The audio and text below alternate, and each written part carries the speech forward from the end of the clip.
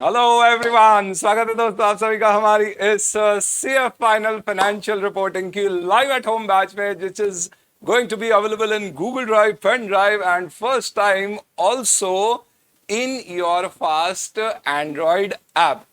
चलिए, welcome you all to this new morning, new batch, first paper of yours, financial reporting, and it is surely going to be a very, very exciting paper. It's a very ishkiya kind of a paper. मोहब्बत हो जाएगी आपको ये particular subject पढ़ के.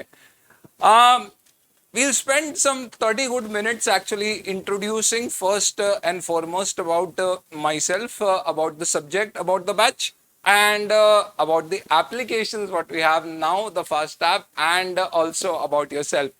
I hope everything is going on fine. जोश शोश एकदम बरकरार है, और कितनी मजबूती के साथ आपका जोश बरकरार है ये देख लेते हैं. एक ऐप के बारे में बहुत सारी बातचीत करेंगे अपन, but I have just shared a quick poll. This is also just to check how things are moving on, and it looks that the जोश इज हाई. ठीक है जी, चलिए. तो सबसे पहले हम लोग शुरुआत करते हैं अपने सब्जेक्ट फाइनेंशियल रिपोर्टिंग को पढ़ाने वाले के बारे में. I am Sarthik Jain, and if I share a little bit of history with me, so I started my commerce. In fact, I was not a very studious kind of a student till 10th. I was an ordinary plus, I can say, good kind of a student. पर 11वीं में फिर जब commerce लिया था, I should not से purpose of life but purpose of study समझ में आया कि what is more important is not कि एक ग्लास में कितने मॉलिक्यूल्स हैं, बट वो ग्लास अगर बेचने जाएंगे तो कितने की बिकेगी, कितने की लागत आएगी, क्या प्रॉफिट बनेगा. And that is where I actually coming into commerce was very kind of a very path changing thing for me. And then I started with my commerce studies in 11th and 12th. Then I got all India national merit in 12th, और फिर by default ऐसा होता है. तो then आपको अंदर से लगने लगता है कि आप सीए के लिए बने. एसआरसीसी का कट ऑफ मेरा क्लियर हुआ था, but then I decided not to go for SRCC but to do CA. और उसके साथ में हमने इंदौर की एक कॉलेज थी जिसका नाम है प्रेस्टीज, आज भी है, वहाँ से छोटा एमबीए किया, जिसे बीबीए कहते हैं, bachelors of business administration. And first year 12वीं में कॉमर्स विद मैथ्स था. मैथ्स में 100 मार्क्स आए थे, तो ऐसे ठीक ठाक था. बड़े मुगालते में अपन ने फाउंडेशन की एग्जाम दी, और भगवान ने थैंकफुली रेड लाइट दिखाने की बजाय ऑरेंज लाइट दिखाई. इकोनॉमिक्स में 40 पर पास हुए, सारे मुगालते दूर हो गए. समझ में आ गया कि ये सीए है, and nothing can be taken for granted. And then I actually started with my intermediate studies. First year was a more of college. Second year फिर इंटर की स्टडी कंपैरेटिवली ज़्यादा अच्छे से प्लान करी. एग्जाम से 2.5 महीने पहले खूब शिद्दत से मेहनत करी. दोनों ग्रुप पास हो गए पहले अटेम्प्ट में.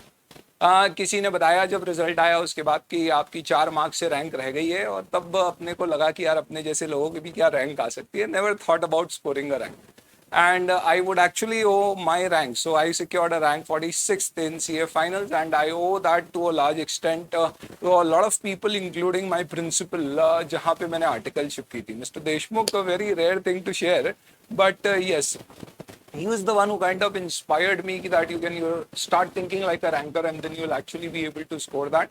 और कहीं ना कहीं ऐसा कुछ हुआ. खूब शिद्दत से खूब मेहनत करी थी. फाइनल में आखिरी के 4 महीने एकदम डटे रहे. I could get that rank then. And फिर उसके बाद इंटरव्यू का प्रोसेस शुरू हुआ. कैंपस में बैठे, तब 4 ही कैंपस होते थे. इंडिया का हाईएस्ट पेइंग जॉब जो कंपनी दे रही थी उसमें अपनी नहीं लगी. I was in the last 3, but then finally I could get the third highest paying job, which was in ITC. I'm sure ITC आप सभी लोग जानते होंगे, उनके प्रोडक्ट्स भी यूज करते होंगे, like Gold Flake, oh sorry, Classmate and all. So I actually worked in ITC for almost like 3 years. I was in an internal audit and accounting kind of a division. And my little bit knowledge about accounting standards to a large extent, मैं बोलूँगा कि ITC के हमारे जो boss के boss है उनकी then है. तो ही वॉज इंस्ट्रूमेंटल. एक समय पे आईसीआई का पूरा जो नॉलेज रिसोर्स ग्रुप होता था K R G, it was based out of Calcutta, and I was also based out of Calcutta where the head office of ITC. And वहाँ पर mister Basu was instrumental in making a lot of accounting standards. और 2001 से 3 के दौरान बहुत सारे नए standards, accounting standards आए थे. So I actually sat with him. A lot of discussions happened. AS में कोई चीज़ आई है तो 2 चीज़ें क्यों नहीं आई हैं, ये सब कुछ वहां पे डिस्कशन में समझ में आया. तो एक अप्रोच डेवलप हुई, चीजों को देखने का नजरिया बदला, एंड समवेयर और the other that made things more interesting, and also the learning to be more permanent. 3 साल आईटीसी में जॉब करने के बाद बहुत सारे मैंने वहाँ पे ऑडिट किए, and that is also the reason कि एफआर और ऑडिट कहीं ना कहीं अपना इंक्लिनेशन आया। And doing audits of along with tobacco, आपकी क्लासमेट की notebook, hotels, garment division, paper boards, agriculture, बहुत सारे सेक्टर के इंटरनल ऑडिट किए, पर फिर लाइफ में लगा कि कुछ चैरिटेबल करना चाहिए। And that is where we started with this institute called FAST, which is acronym for First Attempt Success Tutorials. 2006 में मैंने पढ़ाना शुरू किया। My first batch was for accounting standards and audit is where I started with, and it's been like 16 years of a good journey, and I can say what has not changed is the level of excitement. आज भी नई batch शुरू होने में उसी तरह का एक एक्साइटमेंट और जोश रहता है जैसा कि 16 साल पहले हुआ करता था, और आई होप आप लोगों को भी उस तरह का जोश होता है अपनी नई बैचेस में आने के लिए, and that's basically the fun of this whole course and the studies. In these 16 years, there have been a lot of learnings. Things have changed drastically. And yes, students have also, kind of showered their love on us.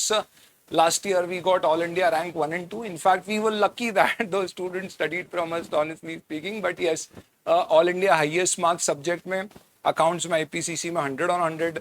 Final में All India highest in audit a couple of times is what our students have secured. But ये तो history है, history अब आप बनाएंगे और जो बनी हुई है उसे तोड़ेंगे. उम्मीद करते हैं कि अपन भी ऐसी लगन से पढ़ेंगे दोस्तों कि बेइंतहा एग्जाम में ऐसा परफॉर्मेंस देंगे कि we will really be very very happy with our performance, and then whatever the results may be. Now with this particular background, let me come or bring you to this particular subject of financial reporting. Financial reporting ऐसा कहते हैं कि आपके group 1 का सबसे lengthy subject है, which is not wrong to say that, because it is in fact. अगर आप आईसीआई के 4 मॉड्यूल जो आपको मिलते हैं, आप वो सारे मॉड्यूल का टोटल लगाएंगे तो it will go to some around 2200 odd pages. जी हाँ, which is by far the maximum content in comparison to any of your subjects. And in that particular sense, this is going to be a long discussion, but a very, very interesting one. I would say कि आखिरी के 10 दिन छोड़ के आपको मालूम भी नहीं पड़ेगा कि कहाँ समय निकल गया, और वो आखिरी के 10 दिन भी ऐसा नहीं है इंटरेस्टिंग नहीं है, पर आखिरी में ऐसा हो ही जाता है कि चीज़ें जब नज़दीक आती है कंप्लीशन के तो ऐसी फीलिंग आती है. बट हमारी क्लास जैसी पहले दिन होगी सेम वैसी की वैसी आखिरी दिन रहेंगी, ऐसी हम कोशिश करेंगे. In fact all the studies which I do, I am not going to or trying to, जो ये सब ज्ञान थोड़ा बहुत इकट्ठा किया, I will not be trying to share all of that with you. What will be relevant for exam and to power up our preparation, be using that. I follow the philosophy of one of my teachers who was teaching me Hindi, and he used to tell me after I entered into teaching, I kind of took counseling with him multiple times, and he said the most difficult thing in this life while teaching is simplifying things. तो मैं कोशिश करूंगा दोस्तों कि simple करने के 2 तरीके होते हैं. तरीका नंबर 1 की चीज़ें आधी अधूरी पढ़ी जाए, और दूसरा सारी पढ़ी जाए इंक्लूडिंग द डिफिकल्ट वंस, पर ऐसा कि कब मक्खन से छुरी निकल जाए कि मक्खन को भी ना पड़े कि मक्खन भी क्या हो चुका है, कट चुका है. तो इस तरह से हम कॉन्सेप्ट्स को एक एक करके क्या करेंगे, अपनी गिरफ्त में करने की कोशिश करेंगे, and it's going to be an interesting reach and discussion. चलिए, कहाँ से हैं आप लोग, एक बार सभी लोग अपना नाम और शहर और अटेम्प्ट आपका एग्जाम. इनफैक्ट अटेम्प्ट शब्द की जगह आई शुड रादर से कि अगली एग्जाम आपकी कब है, if you please like to share that, and then I can start with my discussion on the subject, because I'm sure अब न्यू कोर्स की हलचल आ जाने के बाद a lot of students would be having anxiety about that as well. तब उस पे भी आ जाते दोस्तों. लेकिन एक बार आप बताइए, मैंने आपके साथ यहाँ पे एक शेयर करिए पोल जिसके अंदर पूछा है कि कब है आप लोगों की exams due. Let's see what the population looks like.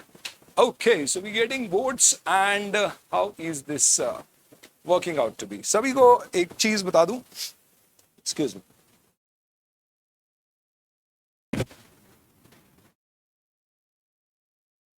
आप लोग एंड्रॉइड पे या विंडोज पे जहाँ पे भी देख रहे होंगे, पोल्स जब भी मैं शेयर करूंगा आप क्लिक करोगे तो वो ओपन होगी, and then you can participate in those particular polls, और उसके आंसर्स मुझे यहाँ पे दिखेंगे. मेरी जब इच्छा होगी तो मैं आपके साथ यहाँ पे इस तरह से शेयर भी कर सकता हूँ. You can see it on the screen also in terms of how is it going. But yes, so the majority of the population looks to be November 23 for the moment. हो नवंबर 22 के भी कुछ students हैं जो देख रहे हैं. साथ साथ में आप लोग पूरा कवर कर लेना दोस्तों एफआर. May 23 एज सच नहीं दिख रहे हैं, नवंबर 23, May 24 एंड नवंबर 24 वाले भी हैं जो न्यू कोर्स आने के बाद अब सोच रहे होंगे कि क्या करना है। बट आप सभी को पता है दोस्तों, एफआर अपने आप में एक शाश्वत सब्जेक्ट है। एफआर और ऑडिट, ये दो चीज़ों का ही एक्सपर्ट माना जाता है चार्टेड अकाउंटेंट को।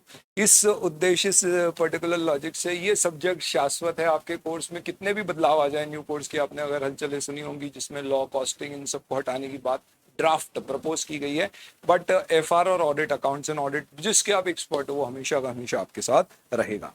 तो in that sense what is going to change with the new course coming in, it is going not to be a change more in terms of your syllabus, क्योंकि final में आप पढ़ते हो primarily in days. I'll just share the syllabus with you, and even in the proposed draft the syllabus would remain more or less the same. It's just the examination pattern which is going to change in terms of how do we take the test.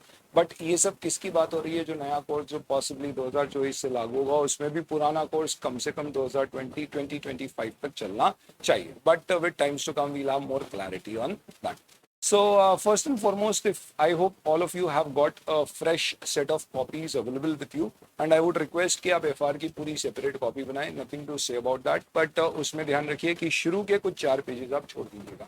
पहले page में आप index बनाइएगा, आपकी copy में कौन से page number पे कहाँ पे क्या है, सारी कॉपी के पेज नंबर्स पे प्लीज पेजेस दे दीजिएगा, और सेकंड, थर्ड और फोर्थ पेज छोड़ दीजिएगा for keeping a lecture list. Lecture number 1 आप उसमें डालेंगे। I will just share that particular thing, कैसे नोट करना है आपको, क्या टॉपिक आपने पढ़ा, उसमें क्या होमवर्क में क्वेश्चंस मैंने आपको दिए थे। एक शुरू में ही आप कॉपी में ऐसी लिस्टिंग बना देना ताकि बाद में आपको रिवाइज करते समय एग्जैक्टली पता हो कि किस लेक्चर में कौन सी चीज कहाँ पर कैसे हुई है। चलिए, FR subject, financial reporting subject की बात करें। सो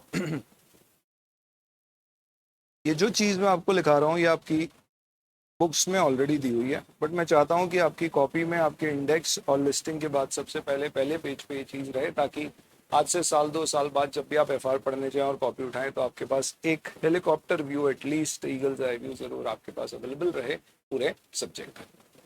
Thank you for sharing. Where are you from? And good to see that we have people from all across. Okay, तो देखना दोस्तों कहाँ कहाँ से जनता है। Oh my God, देख नहीं पाएंगे। We have from Jodhpur, we have from Mumbai, we have from Bangalore, Rudrapur. We have people from Calcutta, we have from Jaipur, we have from Gwalior. Okay, Indore, Nagpur, Faridabad. Oh, चलिए बढ़िया है जी। Financial reporting में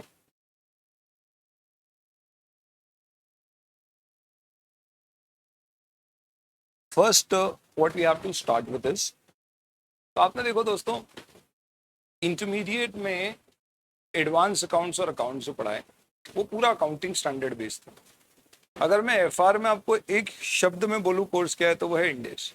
सब कुछ इंडेस based है। There are just couple of other chapters apart from Indes like CSR or integrated reporting. Otherwise, everything is based on Indes. Is just that कि आप अकाउंटिंग स्टैंडर्ड में AS 14 अमलगमेशन कम पढ़ते थे, amalgamation के चैप्टर में उसके practical life scenarios के question ज्यादा प्रैक्टिस करते थे।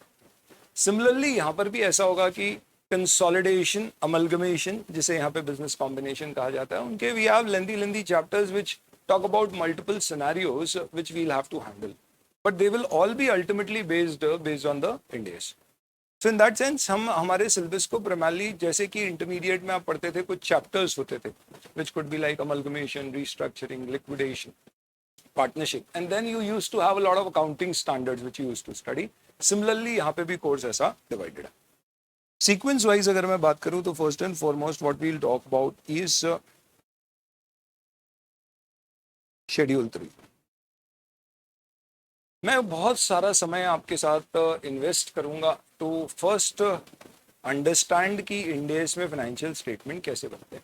Because for a fact I know that you being a student studying Indes for the first time, you may have seen some of them and not all of you during your articleship period some exposure to Indes based financial statement. But honestly speaking, पुराने chartered accountants तक को ये clarity आज समझ में आज भी नहीं आता है कि इंडेस के फाइनेंशियल स्टेटमेंट्स में ये क्या OCI, क्या PRL, कौन सी चीज़ कहाँ कैसे जाती। तो मेरी अप्रोच कुछ ऐसी रहेगी कि अपन पहले बेस डेवलप करने में शेड्यूल 3 जो हमारे सिलेबस का ही पार्ट है उसे हम सबसे पहले लेंगे, और उसके बेसिस पे हम फाइनेंशियल स्टेटमेंट का फॉर्मेट देखने के साथ साथ कुछ बेसिक अंडरस्टैंडिंग फाइनेंशियल स्टेटमेंट्स की ऑब्टेन करेंगे। तो सही मायने में मैं शेड्यूल 3 पढ़ाने के साथ साथ आपको फंडामेंटल्स टू इंडेस भी यहाँ पे समझो कैसे यहाँ की अकाउंटिंग अभी तक जो आप पढ़ते आए हैं उसकी अकाउंटिंग से कहाँ कहाँ अलग है, कितनी अलग है, और काफी अलग है उनसे. Once we discuss this particular thing, then we'll move on to the first chapter, which is financial instruments. और यूं समझ लो कि ये इंडेस का नमक है. This is the salt of Ind AS. ये सबसे अपने आप में कंसेप्चुअली स्ट्रॉन्ग चैप्टर है. You can say it is challenging, but believe me ये पर्टिकुलर चैप्टर सबसे पहले करना इज मस्ट. अगर आप इस चैप्टर से शुरू नहीं करते हो रिवीजन के समय या पढ़ते समय, और आप आगे के चैप्टर पढ़ रहे हो, तो आप ये समझ लो कि आगे के चैप्टर्स में आप कई सारी चीजें आधी अधूरी पढ़ रहे हो. ये चैप्टर में जब कोई अमेंडमेंट आता है ना दोस्तों, इस पर्टिकुलर फाइनेंशियल इंस्ट्रूमेंट के इंडेस के अंदर, स्टैंडर्ड्स के अंदर, तो उसका इम्पैक्ट आप ये समझ लीजिए कि कम से कम 15 अलग अलग स्टैंडर्ड्स पे होता है. इसकी इतनी वाइड स्प्रेड इम्पैक्ट होती है. तो हमारी तरीका क्या होगा पढ़ने का, हम शुरुआत किन से करेंगे जो बेस बनाने के लिए इंपॉर्टेंट है, एग्जाम पॉइंट ऑफ व्यू से इंपॉर्टेंट है, फिर भले ही वो डिफिकल्ट चैप्टर्स है. We are not going to start with the simpler ones. In fact we will keep them for the end, क्योंकि शुरू में अपना एफर्ट और जोश कंपैरेटिवली ज्यादा होगा, तो ये चैप्टर्स बहुत अच्छे से आपके ग्रिप में भी आएंगे. Then after studying this, we would be studying our chapter of consolidation and business combination. ऐसे ये दो अलग अलग चैप्टर हैं, बट इनमें कुछ प्रकार का overlay.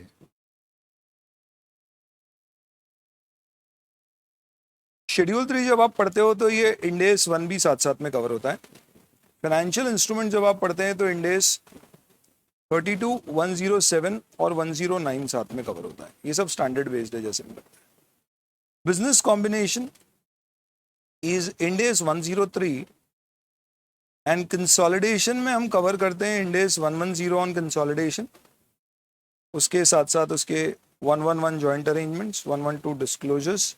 We also study 27 and 28. ये सब अभी आपके लिए चाइनीज होगा, बट अपन जैसे जैसे पढ़ेंगे आपको समझ में आएगा. Then we have a chapter on share-based payments. जो आप इंटरमीडिएट में भी पढ़ते थे, एम्प्लॉय शेयर बेस्ड पेमेंट, वहाँ भी अब शेयर बेस्ड पेमेंट हो गया. वहाँ पे गाइडेंस नोट था, यहाँ पे हमारे पास पूरा का पूरा इंडेक्स. ये जो चीज़ मैंने आपको लिख के दी है दोस्तों, इसका एग्जाम पॉइंट ऑफ व्यू से क्या वेटेज है. Schedule 3 has a weightage of somewhere around 5 to 10 marks. Financial instrument easily 15 to 20 marks. And this is something which I am sharing based on the past 4 attempts. Consolidation and business combinations somewhere similar to that. And share-based payment could be like 0 to 10 marks or 12 marks. इसका मतलब ये जो मैंने topics आपको लिखे हैं, this will cover up 50% of your syllabus. यानी आपका 50 मार्क का कवरेज आसान से यहाँ से कवर हो जाता है. Now moving on to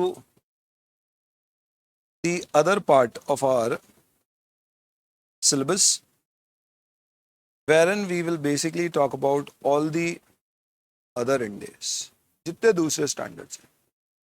जैसे आप फिक्स्ड एसेट्स या पीपी हो गया, डेप्रिसिएशन और फिक्स्ड एसेट्स को कंबाइन करके प्रॉपर्टी प्लांट इक्विपमेंट का आपका अकाउंटिंग स्टैंडर्ड बनाना. वैसे यहाँ पे हम पीपी पढ़ेंगे, intangible assets, impairment, income taxes, earning per share, सारे के सारे इंडेक्स आपके सिलेबस में वो यहाँ पर आएंगे. इसके अलावा there is a chapter which is termed as integrated reporting and corporate social responsibility का जो खर्चा सेक्शन 135 ऑफ कंपनीज एक्ट में होता है, उसकी accounting. And there is another chapter which is known as road map, जिसके ऊपर बस एक बार क्वेश्चन आया था जब नए नए ये स्टैंडर्ड्स आए थे, उसके बाद कभी इस पे सवाल नहीं पूछा गया. This set would take care of the balance 50% of your syllabus.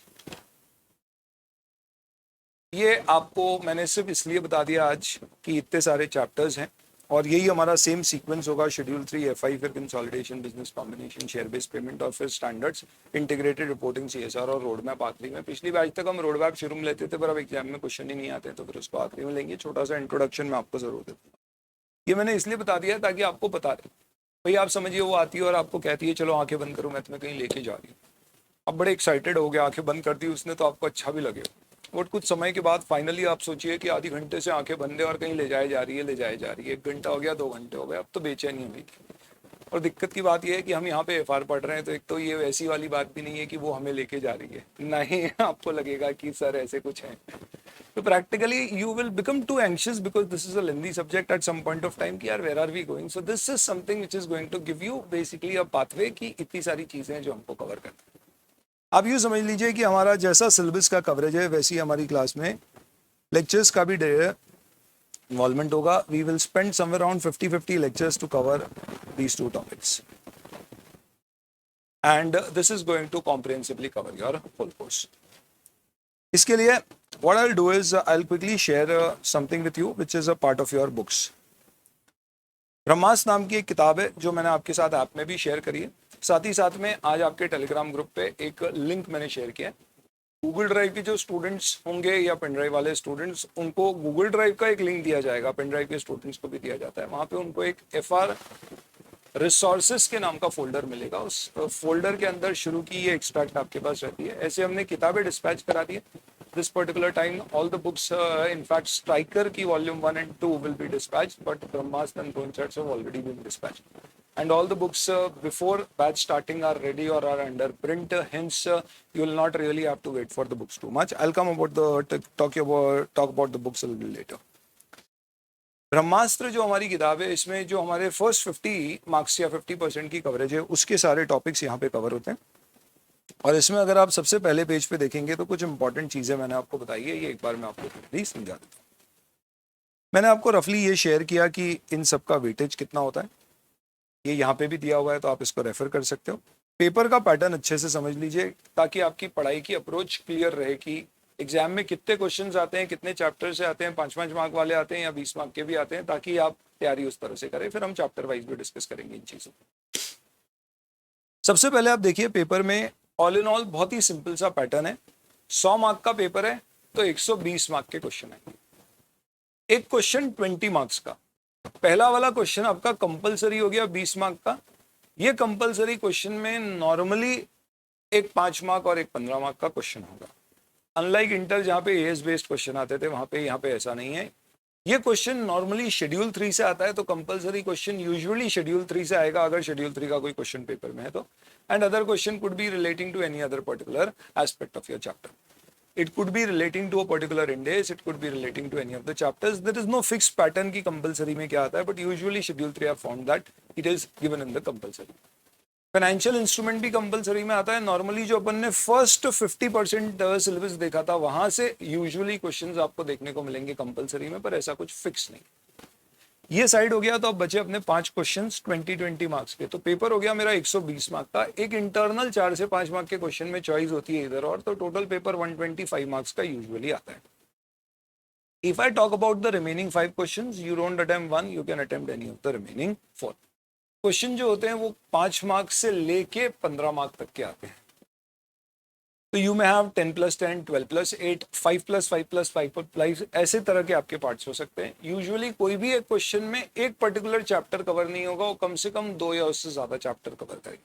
तो सिलेक्टिव स्टडी आपको जरा भी काम में नहीं आने वाली है. क्यों? क्योंकि कोई भी एक चैप्टर छोड़ोगे तो उसके साथ में दूसरे भी कुछ क्वेश्चन आपको छोड़ना पड़ेगा. तो it is a very simple pattern which you get. अगर मैं आपको अभी रिसेंट में जो क्वेश्चन पेपर आपका आया था उसके बारे में आपको बताऊं तो व्हाट वी डू इज हर पर्टिकुलर पेपर का हम एनालिसिस करते हैं ऐसे. तो जिस दिन आपकी एग्जाम होती है same day I do an analysis and I share that on YouTube. आपकी ऐप के अंदर आपको एक सेपरेट फोल्डर मिलेगा, I will share that with you later, जिसमें आपको हर पर्टिकुलर पेपर के एनालिसिस आपके अटेम्प्ट तक मिलते रहेंगे, ताकि आपको कभी भी सिर्फ अब एग्जाम का पेपर या उसका एनालिसिस देखना है. You just have to press और click 3 or 4 times and then you will directly get into those PDF which I am showing you here or the related videos. एक बार क्विकली ये paper का pattern देख लो कैसा था. इस बार 15 मार्क का question आया कंसोलिडेशन का, 5 मार्क का शेड्यूल 3 का. ये कंपलसरी क्वेश्चन था. इसके बाद में अगर आप क्विकली देखोगे तो you will find question number 2 mix of 115 and CSR, 3 इंडेस 19, 23 और 21, 4 फाइनेंशियल इंस्ट्रूमेंट, कंसेप्चुअल फ्रेमवर्क और इंटीग्रेटेड रिपोर्टिंग. कंसेप्चुअल फ्रेमवर्क क्या होता है? So there is this amendment which has happened in this particular chapter. It is a part of schedule 3 and we are going to cover it. Then यहाँ पे इसमें amendment आया इसलिए पूछा, otherwise ये आता नहीं था ना. Similarly आप यहाँ देखोगे तो everywhere you will find that there is a mix of standard. इस बार का वेटेज अगर इन चैप्टर्स में देखिए तो financial instrument was 19 marks, consolidation business combination 15, share based payment कुछ भी नहीं आया, शेड्यूल 3 6 मार्क का आया. कंसेप्चुअल फ्रेमवर्क आ गया, यूँ समझ लो शेयर बेस्ड पेमेंट पूछने की बजाय इस बार इन्होंने ये पूछ लिया कंसेप्चुअल फ्रेमवर्क, वो एक बेसिक चेंज था। ये दो स्टैंडर्ड है रेवेन्यू और लीजेस जो बड़े इंपॉर्टेंट होते हैं, इस बार लीजेस से कुछ नहीं आया, रेवेन्यू से आया, बट ये सब हमारे अदर इंडेक्स का पार्ट है। रफली अगर आप देखेंगे तो आपका पेपर पैटर्न में यू विल फाइंड दैट जो हमारे कोर चैप्टर्स हैं, यूजुअली उन पर्टिकुलर कोर चैप्टर से 50 मार्क और बचे हुए में से 50%। इस बार रिमेनिंग स्टैंडर्ड्स का कंपैरेटिवली वेटेज ज्यादा था, it was like 50 and 70 marks wise अगर मैं बात करूँ तो, including the optional question 120 marks. तो ये आपका पेपर पैटर्न होता है। अब अपन बात करते हैं इंस्टीट्यूट के मटेरियल की। आईसीआई स्टूडेंट्स के लिए 3 चीजें पब्लिश करता है। Number 1 is your study material, जिसमें आपको 4 मॉड्यूल्स मिलेंगे। क्या अभी सर रजिस्टर करा के मॉड्यूल ले लेना चाहिए? That is purely your choice, क्योंकि इंस्टीट्यूट के मॉड्यूल के जितने भी क्वेश्चंस है वो सब अपनी स्ट्राइकर में शामिल होते हैं।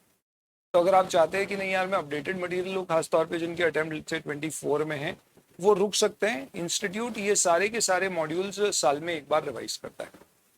रिवीजन का जो क्वांटम होता है, जो कंटेंट अंदर का रिवाइज होता है, वो साल के साथ साथ कम होते जा रहा है। तो 2021 के स्टडी मटेरियल में काफ़ी रिवीजन आए थे इन कंपैरिजन टू 2020। 22 में बहुत कम आए, 23 में भी हम एक्सपेक्ट करते हैं कि बहुत ज़्यादा शायद रिविजन्स नहीं आएंगे, और ऐसे भी फिर नया कोर्स आएगा तो इसमें और ज़्यादा उम्मीद नहीं। तो आप अभी नहीं भी लेंगे तो चलेगा, this is what I am saying. Then you get mock test paper before your exam 2 sets and you get revision test paper before your attempt. ये प्राइमरली आपके लिए मटेरियल होता है जो इंस्टीट्यूट पब्लिश करता है। मेंबर्स के लिए इंस्टीट्यूट एक इंडेक्स का कंपेडियम पब्लिश करता है, which are the bare index, जिसको आपको एज सच पढ़ना जरूरी नहीं है क्योंकि उसी के ऊपर बेस सारी चीजें हैं जो हम पढ़ते हैं। देन आईसीआई जब भी कोई नया स्टैंडर्ड आता है तो उसके कुछ समय बाद उसका एक एजुकेशन मटेरियल देता है, जिसमें कई सारे एफएक्यूज पब्लिश करता है और बताता है कि इन चीजों को कैसे हैंडल करना चाहिए। इसके अलावा क्लैरिफिकेशन बुलेटिन आते हैं। एक आईटीएफजी करके आपकी बॉडी है, इंडेक्स टेक्निकल फेलिसिटेशन ग्रुप। ये फैसिलिटेशन ग्रुप जो होता है ये प्राइमरली इंडस्ट्री की जो अलग अलग प्रॉब्लम्स आती है उन सबको कंपाइल करके अलग अलग समय पे अपने पब्लिकेशन निकालता है। ये इंडेक्स वाइज नहीं आते। तो जैसे आईटी एफजी का पब्लिकेशन नंबर 11 आया तो उसके अंदर हो सकता है 15 क्वेश्चन सॉल्व किए होंगे और वो 15 क्वेश्चन अलग अलग इंडेक्स से रिलेटेड हो सकते हैं। क्योंकि ये मेंबर्स के लिए, इसलिए आपका इसके लिए कोई रेलेवेंस है क्या? तो देखो मैंने तो क्या किया था, जब 2017 में कोर्स आया था और इंस्टीट्यूट के स्टडी मटेरियल में कंटेंट बहुत कम था, तो इनसे भी क्वेश्चंस कुछ पिक कर करके अपने स्ट्राइकर में इंक्लूड किए थे। ऑनेस्टली स्पीकिंग बहुत सारे वो क्वेश्चन जो हमने शामिल किए थे वो इंस्टीट्यूट के स्टडी मटेरियल में बाद में ऐड हो गए, क्योंकि अल्टीमेटली स्टडी मटेरियल का भी सोर्स क्या होगा क्वेश्चन लाने का? इट विल बी सम और the other publication. I am not saying कि आईसीआई के मेंबर्स के पब्लिकेशन के सारे क्वेश्चन आंसर्स आपके मॉड्यूल में ऐड हो चुके हैं, but I am saying yes, the ones which are relevant from understanding perspective, institute has added few of them. इसके अलावा कुछ बहुत ही प्रैक्टिकल लाइफ सिनेरियो बेस्ड होते हैं जिनका रेलेवेंस बहुत कम होता है, प्लस कुछ ऐसे होते हैं जो शायद इंस्टीट्यूट आगे इंक्लूड कर दे। तो मैंने अपने स्ट्राइकर में, आप यूँ समझ लीजिए, कुछ 5% क्वेश्चन आपके ऐसे होंगे जो मैंने इन मटीरियल से सिलेक्टिव बेसिस पे इंक्लूड किया। ये ज्यादातर उन चैप्टर्स में है जहां पे इंस्टीट्यूट के स्टडी मटेरियल में नंबर ऑफ क्वेश्चंस कंपैरेटिवली थोड़े कम है। इसके अलावा अभी आपको मैं समझाऊंगा कि आईएफआरएस और इंडेस में क्या सिमिलैरिटी और डिफरेंस होते हैं। तो इंटरनेशनल अकाउंटिंग स्टैंडर्ड बोर्ड होता है, जैसे आईसीआई में accounting standard board accounting standard issue करता है, इंडेस तो कोई और इशू करता है। कौन इशू करता है? Just going to ask that with you. But internationally जो स्टैंडर्ड्स हैं आईएफआरएस जिसके ऊपर बेस्ड इंडेस बने हैं, ये इंटरनेशनल स्टैंडर्ड्स आईएएसबी इशू करता है। आईएएसबी 2 तरह के स्टैंडर्ड इशू करता है, एक को इंटरनेशनल अकाउंटिंग स्टैंडर्ड और एक को आईएफआरएस बोलते हैं। पहले आईएएस इशू होते थे, अब आईएफआरएस इशू होते हैं, I will explain that. Plus ये स्टैंडर्ड इंटरप्रिटेशन कमिटी होती है इनकी, जो इनके एसआईसी और आईएफआरआईसी। तो बेसिकली आईएएस पे, इंटरनेशनल अकाउंटिंग स्टैंडर्ड पे क्लैरिफिकेशन को एसआईसी और आईएफआरएस को आईएफआरआईसी कहते हैं। प्लस ये लोग बैकग्राउंड मटेरियल पब्लिश करते हैं जो पब्लिक डोमेन में अवेलेबल होता है। जो मैं आपको बता रहा था ना, स्टैंडर्ड क्यों बना, कैसे बना, इसमें क्यों ये नहीं आया वो आया, क्यों AS2 फीफो और वेटेड एवरेज अलाउ करता है, लीफो अलाउ नहीं करता है। तो ये बैकग्राउंड मटेरियल में इस तरह के कुछ एक्सप्लेनेशन दिए जाते हैं कि क्या इश्यूज आए थे, कैसे हैंडल किया और क्या जवाब आया। ये आईएफआरएस का पब्लिश होता है, आईसीआई ऐसा कुछ पब्लिश नहीं करता है। आपके लिए इन सब में से ऑब्वियसली सिर्फ ये पढ़ना रेलेवेंट है, इसका आपके लिए कोई रेलेवेंस नहीं है। थैंकफुली इंस्टीट्यूट के पिछले सारे के सारे अटेम्प्ट्स के पेपर पूरे आईसीआई के स्टडी मटेरियल के ऊपर बेस्ड है। पिछले 4 अटेम्प्ट की बात करूं मैं, नवंबर 20 के बाद के आप अटेम्प्ट देखिएगा, उसके पहले के पेपर्स के पैटर्न अब जो पेपर पैटर्न आते हैं उससे मैच नहीं करते। तो उस सेंस में ये सब का आपके लिए कोई खास रेलेवेंस नहीं है, ये टीचर्स के लिए रेलेवेंट है कि उसमें से हमें लगता है कोई चीज़ आपके लिए इंक्लूड करना है in terms of your concept and all, तो we will kind of do that. तो जो फास्ट का मटेरियल आपको मिलेगा उसमें क्या क्या कवर होगा? आईसीआई का study material, MTP, RTP. Education material और आईएफआरएस के मटेरियल और क्लैरिफिकेशन बुलेटिन्स को यूज करके कुछ एडिशनल क्वेश्चंस जहां पे आईसीआई के क्वेश्चंस कम थे, प्लस ओल्ड कोर्स के कुछ क्वेश्चंस जो मैंने देखा है फाइनल के न्यू कोर्स में भी इंस्टीट्यूट ने कभी पूछे, कुछ क्वेश्चंस उनको एज पर इंडेस रीड्राफ्ट और अडाप्ट करके हमने आपकी किताब में डाला है। प्लस कई जगह चीज़ों को समझाने के लिए मैंने छोटे छोटे कॉन्सेप्ट बिल्डर्स ऐड किए, और इन सबको बताने के लिए सबसे सही तरीका है मैं आपको एक्चुअल में अपनी स्ट्राइकर बता देता हूँ। जब आप striker which is your question bank देखेंगे तो जैसे शेड्यूल 3 है, तो शेड्यूल 3 इंडेस 1 में आप सबसे पहले देखेंगे there are some concept builder, ये अपन क्लास में डिस्कस करेंगे। यूँ समझ लो जो क्लास में नॉर्मली टीचर एग्जाम्पल नोट करा के चीज़ें समझाता है, कुछ कुछ मैंने पहले से राइट करके यहाँ पे दे दिया ताकि आप रिवाइज करोगे तो आपको सिस्टमैटिकली बुक में मिल जाएगा। इस बार हमने स्ट्राइकर में क्या किया है, साथ में कॉन्सेप्ट बिल्डर क्योंकि अनसॉल्व होते हैं इसके सॉल्यूशन की जगह यहाँ दे दी है। ये सिर्फ एक या दो लाइन के ऐसे सॉल्यूशंस होते हैं, एग्जाम्पल जैसी चीज़ें ये, तो यहीं पे आप सॉल्व कर लेना, तो आपको बाद में कॉपी में नहीं ढूंढना पड़ेगा। पिछली बैच तक हम कॉपी में देते थे, बच्चों को ढूंढने में इशू आता था, तो इस बार हमने यहीं पे शामिल कर दिया ये सारे कॉन्सेप्ट बिल्डर कंसेप्ट बनाने के लिए। फिर आप देखिए अपन आ गए क्लास प्रैक्टिकल्स में। क्लास प्रैक्टिकल वो क्वेश्चन है जो अपन क्लास में सॉल्व करने वाले हैं। ये कहाँ से आए हैं? तो अगर ये स्टडी मटेरियल आईसीआई के स्टडी मटेरियल में है तो इसमें हमने सफिक्स दे दिया है क्वेश्चन के पहले एसएम। तो जितनों में भी एसएम दिया हुआ है ये सारे क्वेश्चंस कहाँ से हैं? आईसीआई के स्टडी मटेरियल से ये एसएम चल रहा है। कुछ क्वेश्चन जो पास्ट एग्जाम में पूछे गए थे यहाँ पे दिए गए हैं, वो सारे उसको पी कहा गया है। कोई क्वेश्चन मैंने क्लैरिफिकेशन या एजुकेशन मटेरियल से पिक किए हैं, बहुत ज़्यादा नहीं है बट कुछ ज़रूर हैं, जैसे ये, तो उसको सी दे दिया। क्योंकि नॉर्मली स्टूडेंट ये कहता है कि सर आप तो सिर्फ स्टडी मटेरियल के क्वेश्चन हमको करा दो, बाकी तो ज्ञान के लिए अच्छा है, बाकी हमको ऐसा ज़रूरत नहीं है इतने सारे क्वेश्चंस देखने की। पर एग्जाम से पहले हम प्राइमरली स्टडी मटेरियल और पास्ट एग्जाम पे फोकस करेंगे, मे बी आरटीपी एमटीपी पे। तो देखो अपनी स्ट्राइकर क्वेश्चन बैंक में 80% क्वेश्चन तो वही है, बचे हुए 20% होंगे आपके concept builders and other stuff. ये आपको क्योंकि आखिरी में इन्हीं को रिवाइज करने की इच्छा हो सकती है, जो गलत नहीं है, बिल्कुल सही है, इसलिए सारे क्वेश्चंस के सामने ऐसे सफिक्स दिए हैं और यहाँ पे आप लेजेंड्स देख सकते हो। This will help you to understand whether this question is from study material, whether it is from past exam, RTP, MTP या clarification bulletin, education material। बहुत ही सिलेक्टिव बेसिस में मैंने कुछ बहुत ही सिलेक्टिव हार्डली 10-15 क्वेश्चन होंगे जो आईएफआरएस के material से मैंने यहाँ पे शामिल किए। कुछ आईसीआई समय समय पे एफएक्यू इशू करता है, वो सब मैंने कुछ क्वेश्चंस ओल्ड कोर्स के जो रीड्राफ्ट करके बनाए वो एडी एडिशनल, और कंसेप्ट बनाने के लिए कंसेप्ट बिल्डर। ये क्वेश्चन आप एग्जाम से पहले जरा भी रिवाइज नहीं करें तो चलेगा, ये सिर्फ आपके कंसेप्ट बनाने के लिए है। This is only for your class and first time in your study, not for after that. अपन जैसे जैसे पढ़ेंगे चीजें समझ में आ जाएंगी। तो these are the legends which you can follow. बस इसमें एक चीज ध्यान रखना कि ऐसा हो सकता है कि स्टडी मटेरियल का क्वेश्चन कभी एग्जाम में भी आएगा, तो ऐसी पर्टिकुलर सिचुएशन में हमने उसको नोटेशन पास्ट एग्जाम का दिया है और फिर नीचे हमने स्टडी मटेरियल ऐसा लिख दिया है। तो कहीं दो रेफरेंस आए, जैसे एसएम लिखा हुआ है और एमटीपी भी लिखा है, तो आप समझ जाना कि ये दो क्वेश्चन फाइनल में आप इतना समझते हो। एनीवेज, तो this is basically all about the question bank which you will get. ये कैसे आंसर्स लिखना है ये उसकी बात है, and this kind of covers very quickly about your financial reporting syllabus. यहाँ पे किसी को कोई कंसर्न्स है, कुछ चीज़ पूछना चाहते हैं अबाउट द सिलेबस, तो आप एक बार पूछ लीजिए। अदरवाइज मैं आपको क्विकली अब छोटा सा इंट्रोडक्शन इंडेस का दे देता हूँ कि स्टैंडर्ड कैसा है। In fact before I come to that कुछ चीज़ें आपको क्विकली बैच के बारे में बता देता हूँ। This was about the syllabus. Batch की क्विक अपडेट्स ले लीजिए। Number 1, we will complete this particular batch in 100 lectures. पिछली बैच वाज 120 लेक्चर्स, इस बार क्यों कम हो जाएगा? तो एक कई सारे क्वेश्चंस हम क्लास में, इनफैक्ट पिछली बैच में सारे क्वेश्चंस ऑलमोस्ट हम क्लास में सॉल्व करते थे, कई सारे रिपीटेटिव होते थे, स्टूडेंट भी कहते थे सर ज़रूरत नहीं है, तो ऐसे क्वेश्चंस हमने आइडेंटिफाई करके इस बार सेल्फ प्रैक्टिस में डाल दिए और उन सारे क्वेश्चन के सोल्यूशंस भी आपको देती हैं, वो आप कैसे एक्सेस कर सकते हो अभी मैं आपके साथ शेयर करूँगा। तो वहाँ पे थोड़ा समय बचेगा, थोड़ा लर्निंग कर्व के साथ साथ जो एफिशिएंसी बढ़ती है, प्लस क्योंकि अब एग्जाम पेपर पैटर्न काफ़ी कुछ सेट हो चुका है, तो हम क्या करते थे, सिर्फ स्टडी मटेरियल में जो चीज़ें वो पूरी कवर करते थे, पर 10% चीज़ें जो इंडेस में है पर स्टडी मटेरियल में नहीं है वो भी पूरी कवर करते थे।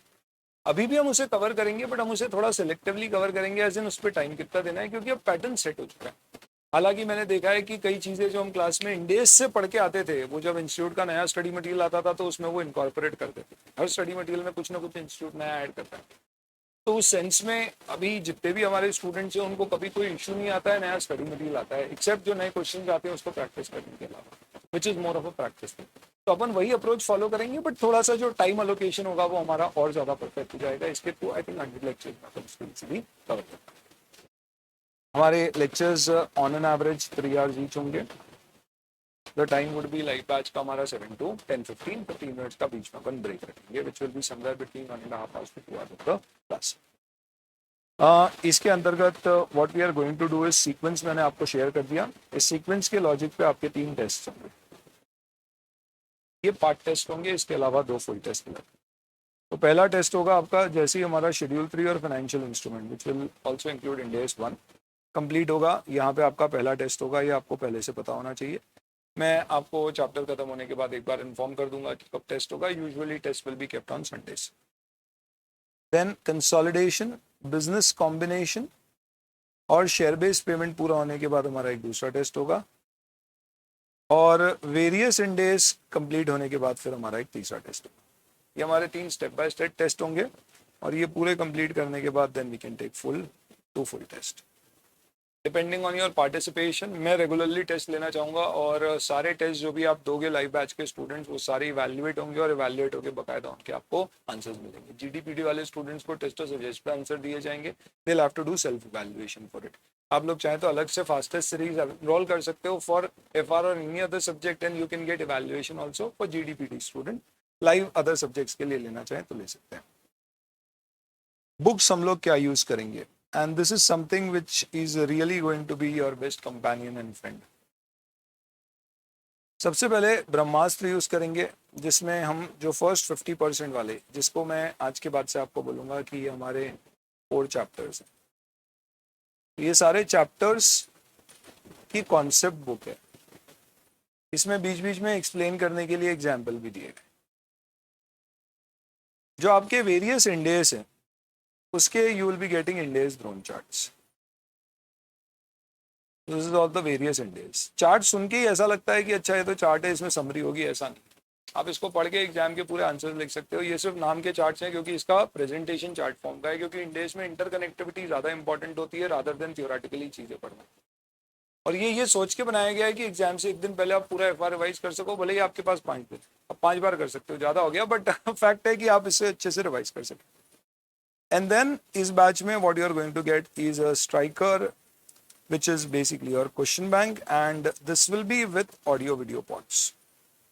ये क्या कहानी है आपको समझा देता हूँ। अभी मैं आपके बारे में बताऊंगा तो सब बता दूंगा। ब्रह्मास्त्र जो आपको मिलेगी आज की तारीख में, ब्रह्मास्त्र का वर्जन 3.1 है।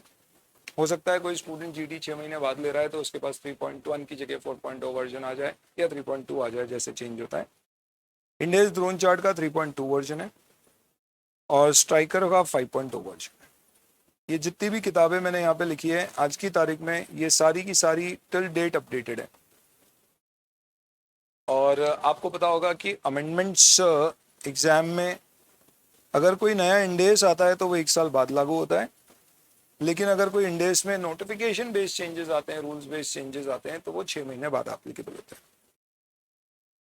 सो any new Ind AS coming in, और आज की तारीख में क्योंकि अगर हम IFRS से कंपेयर करें तो इंडिया में इंडेस जो अब नया आना चाहिए that should be on insurance companies, which should be your 117। और क्योंकि भारत में अभी भी इंश्योरेंस कंपनी पे इंडेस नहीं लगता है, तो एज सच उसके आने के चांस कम है, और आ भी गया तो आपके लिए एप्लीकेबिलिटी आएगी ये भी चांसेस कम है, क्योंकि उसकी accounting as such final level पे कवर नहीं होती। आप इंटर में पढ़ते थे वो भी पहले। तो नया इंडेस अगर आएगा तो it will be applicable after 1 year. बाकी जितने भी चेंजेस आते हैं, कोई इंडेस के अंदर अमेंडमेंट आ गया, that is applicable after 6 months. I hope you know this, because अपन तो सब सीए से ही आए हैं। This is applicable after 6 months. यानी टेंटेटिवली मेरी डेडलाइन क्या हो जाएगी, अगर आपका नवंबर अटेम्प्ट है तो आपके लिए 30 अप्रैल तक के अमेंडमेंट्स रेलिवेंट है, और अगर आपका मई अटेम्प्ट है तो उस केस में आपके लिए 31 अक्टूबर तक के अमेंडमेंट्स रेलिवेंट है। What we do in our classes for amendments, तब आपको चिंता करने की जरा भी जरूरत नहीं है। जो भी अमेंडमेंट्स होंगे दोस्तों, अनलेस एंड अनटिल पूरा कोर्स चेंज हो जाता है, ये आपको पूरी फास्ट की ऐप में मिल जाएंगे। अगर आपके लेक्चर की वैलिडिटी एक्सपायर हो चुकी है, क्योंकि 24 में एग्जाम है, किसी की हो सकता है उसकी वैलिडिटी उससे पहले हो जाए, तो भी अमेंडमेंट्स आपको मिलेंगे। There is absolutely no doubt about it. उसकी अलग से आपको वैलिडिटी रहेगी। यूज हो सकता है, रिस्ट्रिक्टेड हो सकता है, अनलिमिटेड। तो सारी फास्ट ऐप में अमेंडमेंट्स मिलेंगे और सबकी आपको दो चीज़ें मिलेंगी। One will get videos for it and the same point of time you will also get notes for it. क्या नोट्स डाउनलोडेबल फॉर्मेट में होंगे, एक्सेसिबल होंगे, डाउनलोडेबल होंगे या नहीं, that depends. If the minor amendments हम डाउनलोडेबल देते हैं, पर बहुत मेजर हो गए तो फिर डेफिनेटली पूरी की पूरी किताब शायद पीडीएफ फॉर्म में डाउनलोडेबल नहीं होगी, पर ऐप में डाउनलोड करके आप कभी भी एक्सेस कर सकते हो। तो सारे अमेंडमेंट्स आपके साथ फास्ट ऐप में आपके अटेम्प्ट तक शेयर किए जाएंगे और उसकी आपको कोई चिंता करने की किसी प्रकार की कोई ज़रूरत नहीं। नॉर्मली अमेंडमेंट्स कब आते हैं? तो अगर मैं नवंबर 2022 की अमेंडमेंट्स की बात करूं तो एफआर का अमेंडमेंट का वीडियो मैं ऑलरेडी शेयर कर चुका हूं। तो नवंबर 22 के अमेंडमेंट मैंने, क्योंकि 30 अप्रैल तक के अमेंडमेंट्स आने थे, इसके लिए I have shared that in may itself. इस तरह से अमेंडमेंट्स यूजुअली अपन क्या करते हैं, एग्जाम से काफ़ी टाइम पहले शेयर कर देते हैं ताकि स्टूडेंट आराम से उसको देख के अपनी प्रिपरेशन को कहीं पे कुछ मॉडिफाई करना है तो वो कर सकता है। क्योंकि अपने आप में एफआर एक लेंदी सब्जेक्ट है, तो revision could be very important. Revision videos are something which are shared on YouTube plus the fast app, तो आप कहीं से भी देख सकते हैं। इसके अलावा दोस्तों अपनी एक पावर बैच होती है which is very different from revision. आप यूँ समझ लीजिए power batch is somewhere around 70 hours. सारे रिविजन वीडियो अगर आप मिला लोगे तो दिल बी लाइक अराउंड 50 आवर्स। अगर अपन फास्टर बैच की बात करें, आपके लिए रेलिवेंट नहीं है, दैट इज अराउंड 150 आवर्स। और अगर मैं रेगुलर बैच की बात करूं तो that will be somewhere around 300 hours. तो ये 50-50% का लॉजिक चलता है। रिवीजन का उद्देश्य क्या होता है, आपको जो काम की चीजें, मुद्दे की बातें हैं वो सारी फटाफट बता दी जाती है। पावर में क्या होता है, थोड़ी सी कंसेप्ट बैकग्राउंड बिल्डिंग होती है और उसके साथ साथ में चीजें बताई जाती है। पावर पैक तरीके से एग्जाम में जो इंपॉर्टेंट है उसको फोकस करके डिस्कशन होता है, बट कंसेप्ट के एक्सप्लेनेशन भी वहां पर शामिल होते हैं। उसका उद्देश्य ये है कि किसी ने 2 साल पहले एफआर पढ़ा है तो इसके साथ साथ में 15 दिन में पूरा एफआर साथ साथ में कवर कर रहा है, घर पे पढ़ते जा रहा है, आज जो लेक्चर देखा उससे रिलेटेड पूरे क्वेश्चन प्रैक्टिस रिविजन करते गया, साथ साथ में टेस्ट देते गया। तो आप यूँ समझ लो हाथ पकड़ के आपका पूरा एफआर करता गया। ये रिवीजन बैच जितने भी हमारे स्टूडेंट्स होते हैं, सारे स्टूडेंट्स को उनके अटेम्प्ट से 6 महीने पहले का जो समय होता है उस दौरान एक बार फ्री में एक्सेस करने के लिए दी जाती है। हालांकि उसका एक शेड्यूल होता है और शेड्यूल में आपको उसका एक्सेस करना पड़ता है। इसके अलावा एक सीए फ्लिक्स होता है जिसमें ये सारी बैच डाल दी गई है। आप अगर चाहते हो कि नहीं यार मुझे 6 महीने पहले नहीं उससे भी पहले चाहिए तो आप उसको ले सकते हो। हार्डली उसका कुछ नॉमिनल सब्सक्रिप्शन वैल्यू होता है जिसमें आप लेके 15-15 दिन में अनलिमिटेड व्यूज के साथ इसे देख सकते हो। ये बेसिकली इसलिए बनाया है कि किसी ने बहुत पहले एग्जाम की थी, कई सारे अमेंडमेंट आ गए, सबके वीडियो अलग अलग हैं। अब तो फास्ट के ऐप में सब सिस्टमैटिकली मिलेंगे, फिर भी आप चाहते हो नहीं यार एक बार पूरा अपडेटेड ही अपन देख लें और खुद से नहीं हो रही अभी इतने ये एफर्ट डाल के पढ़ाई, कहीं ना कहीं हमारी एफिशिएंसी नहीं आ रही है, तो आप इन बैचेस को सब्सक्राइब करके या जो फ्री में आपकी टेलीकास्ट होती है उसके साथ में आप पूरा रिवाइज कर सकते हो। This is available to all fast students of regular and the fast track batches. तो इस तरह से अपन रिविजन प्लान कर लेंगे दोस्तों। ये जितनी चीजें मैं आपको लिख के दे रहा हूँ यहाँ पे, ये सब भी आपके साथ एक्सेसिबल होंगी। तो now let me talk about some tech related things with you. आपको टेक्नोलॉजी वाइज बहुत इस बार इनफैक्ट इस पर्टिकुलर बैच से जो सपोर्ट मिलने वाला है that is something which possibly I am not comparing with anybody, but CA छोड़िए दूसरी इंडस्ट्रीज में भी शायद नहीं होगा। सबसे पहले आते हैं दोस्तों अपन फास्ट ऐप पे, और अब आपको मैं इसके कुछ नमूने दिखाता हूँ। आपके पास ये ऐप अवेलेबल होगी ना, I am sure you are able to kind of see this what I am showing. इसमें अगर आप देखोगे तो फर्स्ट एंड फॉरमोस्ट क्या है, तो अपन दोस्तों आइए बात करते हैं अब थोड़ी सी अपन ऐप की। Give me a minute please.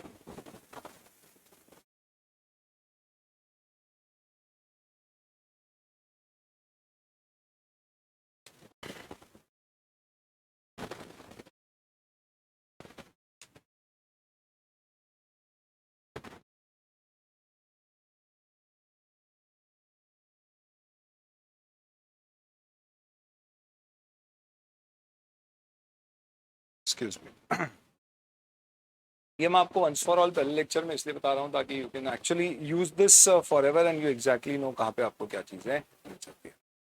If we come to this particular thing, if this is visible to you,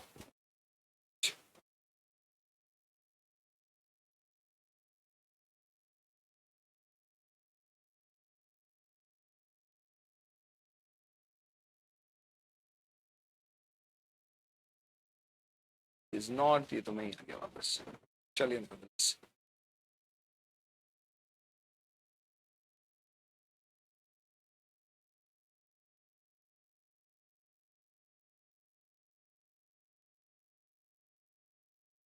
okay, data ऐसे ही दिखा देता हूँ मैं आपको।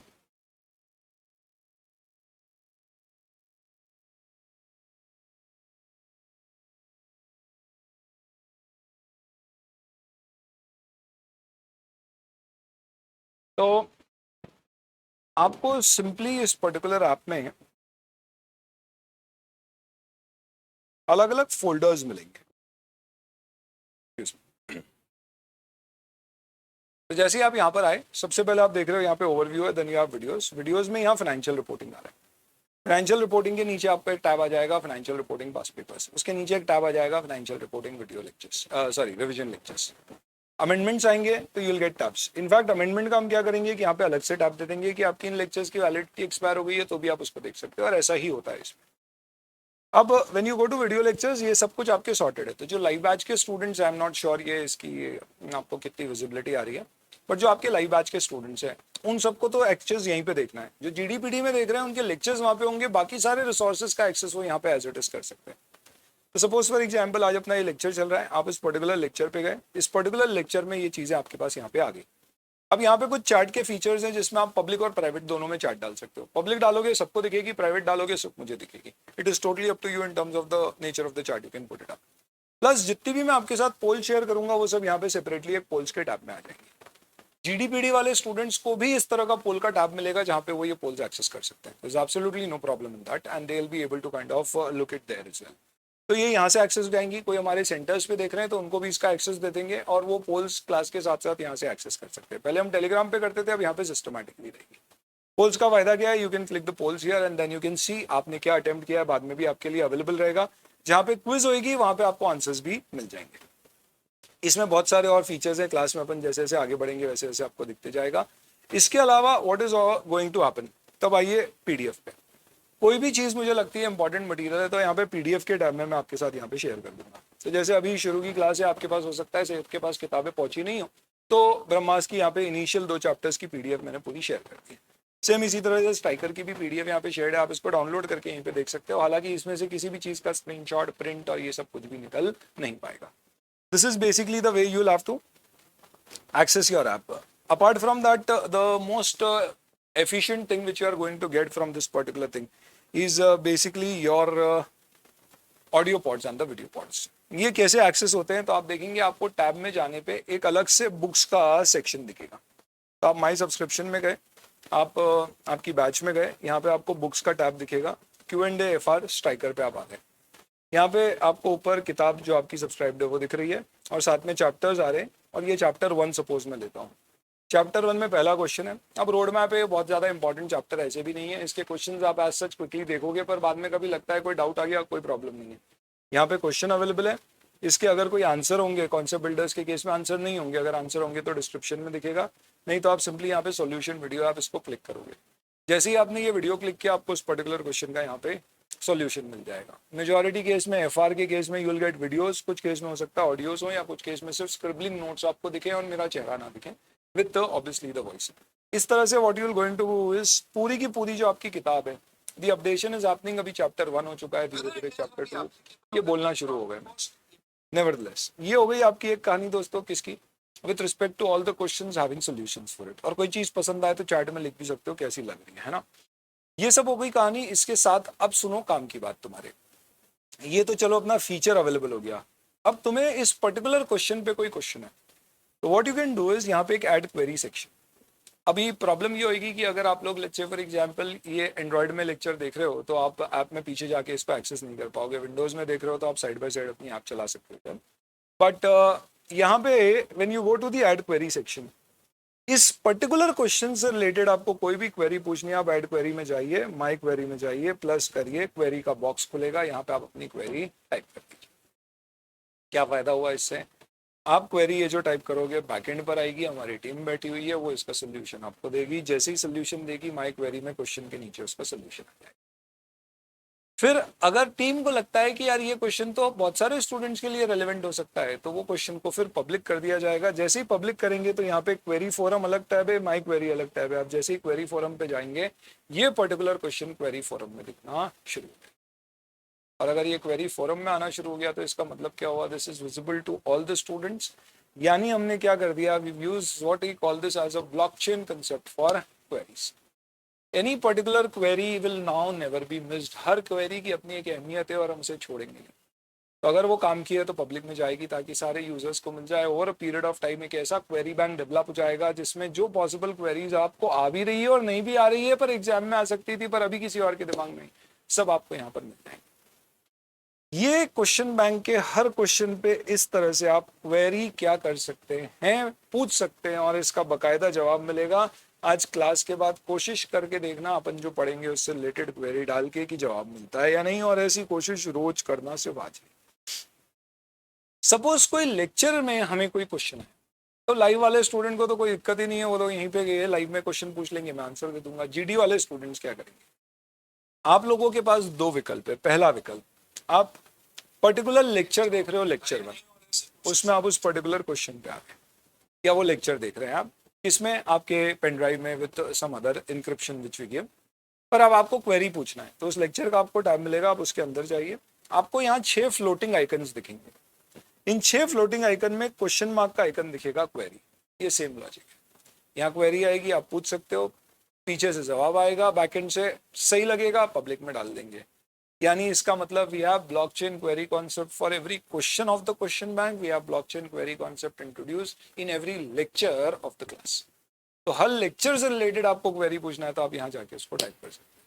इसके बाद भी हो सकता है कि ये सब तो क्लास के दौरान काम आ जाए, बट एक बार आपकी पूरी क्लासेस हो गई, आपने सारे के सारे लेक्चर्स देख लिए, अब आपको क्वेरी पूछना है तो आप थोड़ी ना जाके ढूंढोगे ये कौन से लेक्चर से रिलेटेड है, और हो सकता है कोई क्वेश्चन से रिलेटेड नहीं हो, कोई दूसरी क्वेरी, वो कैसे पूछेंगे। तो फिर उसको मैनेज करने के लिए then we also have another system which is known as let fast solve. Queries के लिए दोस्तों this is a very robust system and it is well appreciated by the students. In this particular system what we do is you will have to mail the queries. Student बोलते हैं sir WhatsApp होता, Telegram होता तो बेहतर है, but उसकी अपनी कुछ चैलेंजेस और प्रॉब्लम है जिस कारण से हम वो नहीं करते हैं। एक ईमेल आईडी है, आपको ब्रह्मास्त्र की आपकी किताब में शुरू में ही दिया गया है, आप नहीं भी लिखेंगे यहाँ पे तो चलेगा। And if you want to note it down you can note it down on the first page of your copy. let fast solve at gmail.com। आप सिंपली इस पे क्वेरी भेज दीजिए और बकायदा आपको क्वेरी का जवाब मिलेगा। These queries are solved by people who are trained by us and it is monitored by us. There is a feedback form also attached. You have any issues with the query, you can reply it. इसको ongoing basis पे there are query reviewers and me who kind of keep on reviewing this. तो quality इसकी ensured रहती है। आपको कभी problem है, आप रिप्लाई में लिखोगे, जवाब बकायदा आएगा कि हम सेटिस्फाइड नहीं है, it will get escalated. Usually ऐसा बहुत कम होता है। प्लस फीडबैक फॉर्म होता है जिसमें आप फीडबैक दे सकते हो, जिससे हम इवैल्यूएट करते हैं इसको और कैसे बेहतर किया जा सकता है। तो यहाँ पे आप क्वेरी डाल के क्या कर सकते हैं, you can ask your queries any point of time. This is basically through which we have taken care of, क्योंकि अपना डिस्टेंस है, we are not face to face student all of you, hence all of you are as such very well connected with respect to queries. इसके बाद भी sir student बोलते हैं कि sir कई बार ऐसा होता है पढ़ते पढ़ते कोई क्वेरी आती है पर ऐसी फॉर्मल क्वेरी नहीं है जिसको हमको लगता है कि यार हम यहाँ पे टाइप करके लिखें। इनफैक्ट हम चाहते हैं कि यार दोस्तों से ही पूछ लें। तो इसके लिए what we also do is we do create a telegram group. तो आपकी गूगल ड्राइव जो आपके साथ शेयर की जाएगी, हर स्टूडेंट के साथ एक गूगल ड्राइव का फोल्डर शेयर किया जाता है GD PD या लाइव वालों के लिए। उस फोल्डर में आपको एक नोटिस बोर्ड नाम की फाइल मिलेगी और ये अपने नाम को सार्थक करने वाली फाइल है। इसमें आपको एक टेलीग्राम ग्रुप का लिंक दिया जाएगा। लाइव वाले ऑलरेडी एक अलग से टेलीग्राम ग्रुप में जुड़े हुए हैं, GD वालों को एक अलग से ग्रुप में जोड़ेंगे और इन सबका एक ही डिस्कशन ग्रुप होगा। इसमें आप peer to peer query solving कर सकते हो। ये बैच वाइज बनाया जाता है, तो आपकी बैच से रिलेटेड एक पर्टिकुलर ग्रुप बनाया जाएगा। दिक्कत यह है कि ये बनाने के बावजूद भी बहुत सारे स्टूडेंट पार्टिसिपेट करते नहीं है, हार्डली 5% स्टूडेंट होते हैं जो ग्रुप का पार्ट बनते हैं। तो ये पीयर टू पीयर सॉल्विंग है, इसमें आप अपनी क्वेरी डाल सकते हो, आपके यार दोस्तों को साथ में सॉल्व कर सकते हैं। इसमें as such faculty will not mostly get involve, faculty के साथ यानी मुझसे अगर आपको बात करनी है तो फिर हमारा जो मेन ग्रुप है विच इज सार्थक जैन सीए के नाम से, वो चैनल और उसका डिस्कशन ग्रुप आप ज्वाइन करें. That is something which I kind of monitor on an ongoing basis, not definitely on an hourly और अ डेली बेसिस. इस तरह से आप दो तरह के टेलीग्राम ग्रुप में definitely join, which is your batch specific और एक अपना जो कॉमन है. प्लस आज के बाद से कोई भी अमेंडमेंट, अपडेट, नोटिस, कोई भी चेंज देना है तो वो सब आपको आपकी सब्जेक्ट के बैच के अंदर मिलेगा with proper notation. There is absolutely no problem with that. इन सब के अलावा we also added one more facility which you will again appreciate. थोड़े कमेंट्स वमेंट्स में बताओ भाई कैसा लग रहा है ये सब सुन के, और इसको आप पहले इनफैक्ट फील करना चाहो फिर बताना चाहो तो भी चले. आप माई कोर्स में जाके आप अपने माई बुक्स के टैब में जाइए. सपोज फॉर एग्जाम्पल आप स्ट्राइकर से पढ़ रहे हो. अब स्ट्राइकर में आप let's say this is the kind of your striker what you have, और आपके पास स्पाइरल वाली नहीं आएगी और आप पढ़ रहे हैं और आपने देखा कि यार चलो मुझे कोई पर्टिकुलर एक क्वेश्चन में ही कोई डाउट आया, तो आप गए लेट्स से फॉर एग्जांपल कोई एक क्वेश्चन आया, let's say this is question number 26, इसमें मुझे डाउट है. अब मुझे इसका अगर क्या करना है, वीडियो सुनना है, तब इसके लिए एक पॉसिबल ऑप्शन है कि भाई आप जाओ और स्क्रॉल करो और वीडियो देखो. दूसरा ऑप्शन है, यहाँ पे हमने क्या किया है, माई बुक्स में स्कैन क्यूआर दिया है. आप स्कैन करिए क्यूआर और उस पर्टिकुलर क्यूआर के ऊपर लेके जाइए एंड विद इन सेकेंड्स ये आपको क्या करेगा, उसका सोल्यूशन वीडियो ओपन करके देगा. तो इसका ऑडियो, इसका सोल्यूशन, इसकी टेक्स्ट सब कुछ आपके पास अवेलेबल है. इसका मतलब ये है कि प्रैक्टिकली ऑन द गो आप, और ये ऐसा नहीं है सिर्फ एफआर, अगर आपने ऑडिट भी लिया और उसकी किताब का अगर आप क्यूआर ऐसे स्कैन करोगे तो सीधा आपको वहाँ ले जाएगा, आपको खुद सिलेक्ट करने की जरूरत है. इसका बेसिक उद्देश्य ये है दोस्तों कि क्वेरी सॉल्विंग में अब आपको कभी भी ऐसी फीलिंग नहीं आए कि यार मेरे पास इमीडिएट सपोर्ट अवेलेबल नहीं है. This is all we have done to build your immediate support. चलिए, तो इसके साथ मोरलेस कुछ कुछ फीचर्स मैंने जो बताने थे वो सारे बता दिए. अगर आप क्लास कर रहे हैं तो उसके साथ में जो फ्लोटिंग आइकन्स है और इसे एक्सप्लोर करें. बहुत सारी चीज़ें ऐप में, कुछ चीज़ें आप खुद निकाल के एक्सप्लोर करके देखो कैसी लग रही है, क्या लग रही है, बट काम की जितनी चीज़ें वो हमने दे दी. ऐप में मेरे पास ये भी फीचर मैंने इंक्लूड कराया है आप लोगों के लिए कि वीडियोस जो बाद में आपको यहाँ पे रिवीजन के लिए या ब्रेक के बाद के वीडियोस दिए जाएंगे, आप ऐप में जाके उसमें अपने बुकमार्क्स ऐड कर सकते हो. तो आज क्लास खत्म होने के बाद आपको लगता है कि यार आज के लेक्चर में सर ने यहाँ पे कोई काम की चीज़ बोली थी, जैसे आप यूट्यूब में नॉर्मली टाइम स्टैम्प के साथ कोई चीज़ लिखते हो तो आपका एक वो क्रिएट हो जाता है, आप क्लिक करके वहाँ जा सकते हो. यहाँ पे आप क्लास खत्म होने के बाद एक बार आप ट्राई करिएगा तो you can add your own bookmarks. तो बाद में रिवीजन के समय आपको एक्जैक्टली पता है कि लेक्चर के इस टाइम पे सर ने ये बोला था. फैकल्टी के भी बुकमार्क्स एडेड हो सकते हैं जिसमें मैं बता सकता हूँ यहाँ से मैंने ये चीज़ें शुरू करी. इसके अलावा क्वेरी मैंने आपको बता दिया. आप नोट्स लेना चाहें लेक्चर के साथ साथ तो यहाँ पे नोट्स का आइकन है. आपको लगता है कैलकुलेटर नहीं है तो यहीं से आप कैलकुलेटर खोल के यहीं पे कैलकुलेटर चला सकते हो, क्योंकि जब आप ये ऐप चलाओगे तो आपके ऐप के दूसरे मोबाइल के फंक्शंस बंद हो जाएंगे. तो that is why we have included these things here. And you also have the facility of scribbling down things for your later use. ये सब जो आप करोगे ये सब स्टोर्ड रहेगा. बाकी अब आप एक्सप्लोर करो तो आपको समझ में आएगा. तो ऐप में we have build in all these particular features for you. I hope this clarifies in terms of what it is. Query के लिए ये सिस्टम मैंने आपको बता दिया. नोटिस बोर्ड नाम की आपका एक गूगल डॉक्यूमेंट होता है जो शेयर किया जाता है इन योर गूगल ड्राइव. इसको प्लीज फॉलो करना.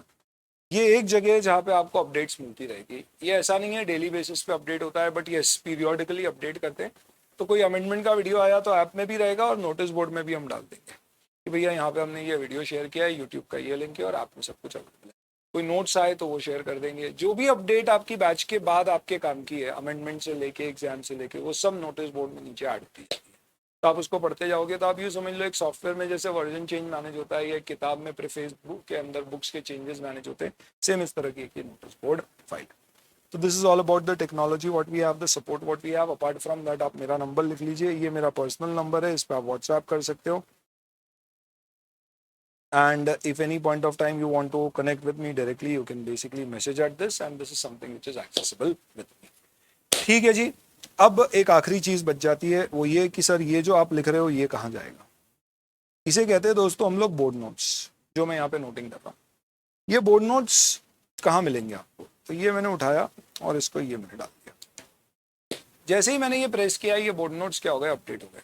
तो लाइव क्लास में कभी आपको ऐसा नहीं लगता था, टीचर को आप बोलते थे अरे सर पीछे दिखाओ पन्ना पलटो, या वो क्या लिखा सर मिटाओ मत, या यहाँ पे बोलो सर 2 मिनट रुक जाओ. कोई दिक्कत नहीं है, ये लाइव बेसिस में शेयर कर दूंगा. ये जैसे ही मैंने शेयर किया, ये आप कहाँ पे एक्सेस कर सकते हो. आज सुबह मैंने एक लिंक शेयर किया था आप लोगों के साथ। ये लिंक गूगल ड्राइव का वो लिंक है जिसके अंदर ये पर्टिकुलर लेक्चर्स, ये सारी किताबों के ये पूरा कंटेंट अपडेटेड है।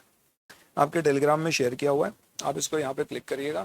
क्लिक करोगे तो आपको फोल्डर्स मिलेंगे, उस फोल्डर में आप बोर्ड नोट्स के फोल्डर पे जाइएगा और जैसे ही आप उस बोर्ड नोट के पर्टिकुलर फोल्डर पे जाओगे आपको ये पर्टिकुलर लेक्चर का वो बोर्ड नोट जब मैंने लास्ट अपडेट दबाया था वहाँ तक का अपडेटेड मिल जाएगा।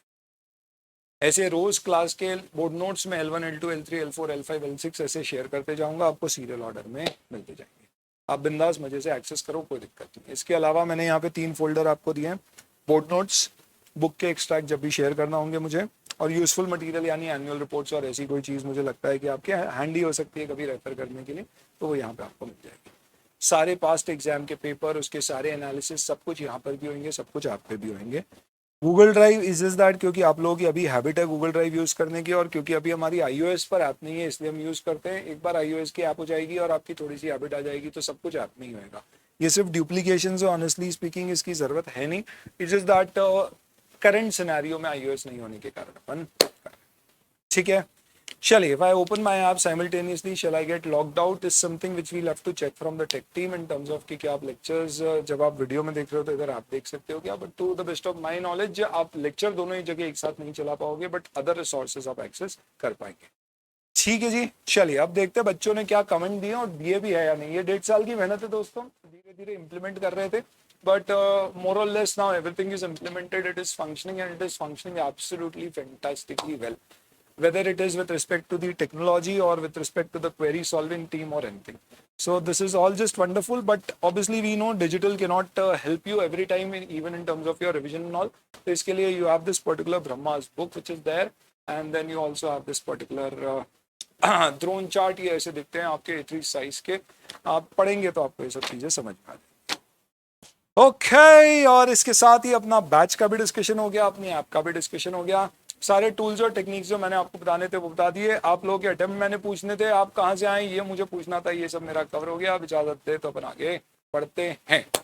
ठीक है जी, चलिए let's see what are the comments. Thank you Ravi for your generous comment, thank you Mohit. Okay Dhan Kumar जी धन्यवाद, मोहित आपका एक और बार धन्यवाद।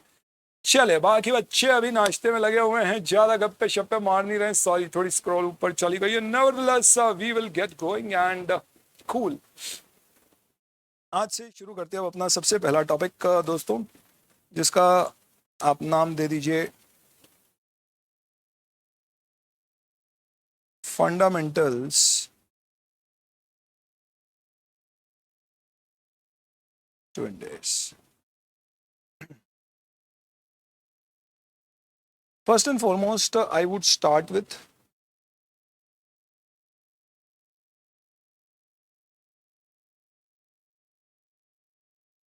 a quick introduction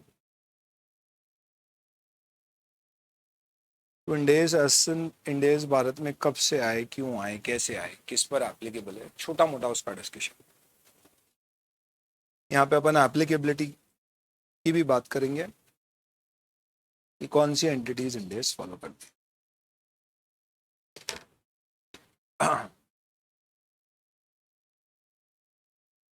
चल, ऐसे ही ज्ञान की बात पूछता हूँ आपसे, तो बताइए इंडेज कौन इशू करता है?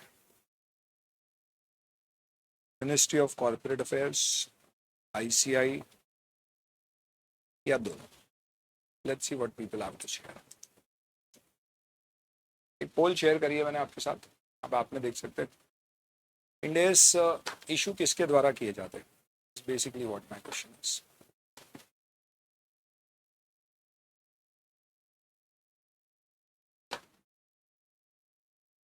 Sorry. Okay. Number 2, Indies are applicable on all companies, specified companies,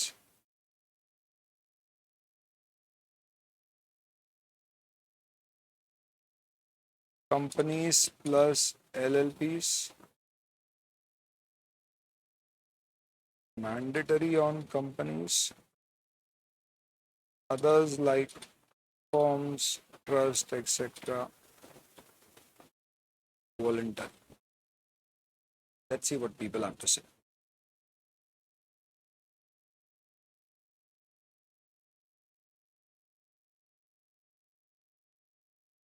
पहले क्वेश्चन से दूसरे क्वेश्चन का भी आंसर निकल के आ जाएगा.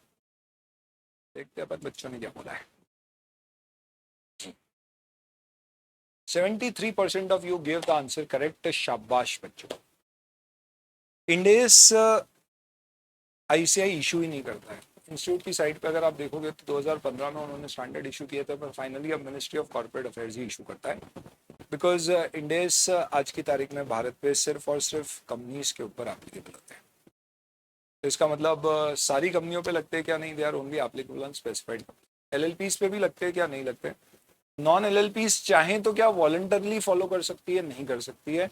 Partnership forms, trust, sole proprietorship entities, in fact non corporate entities, अगर आप कंपनी नहीं है या कॉर्पोरेट एंटिटी नहीं है, जैसे फॉरेन सब्सिडरी पे लगेंगे for the purpose of consolidation, but otherwise अगर आप कंपनी नहीं है तो आपके ऊपर इंडेस की कोई एप्लीकेबिलिटी नहीं.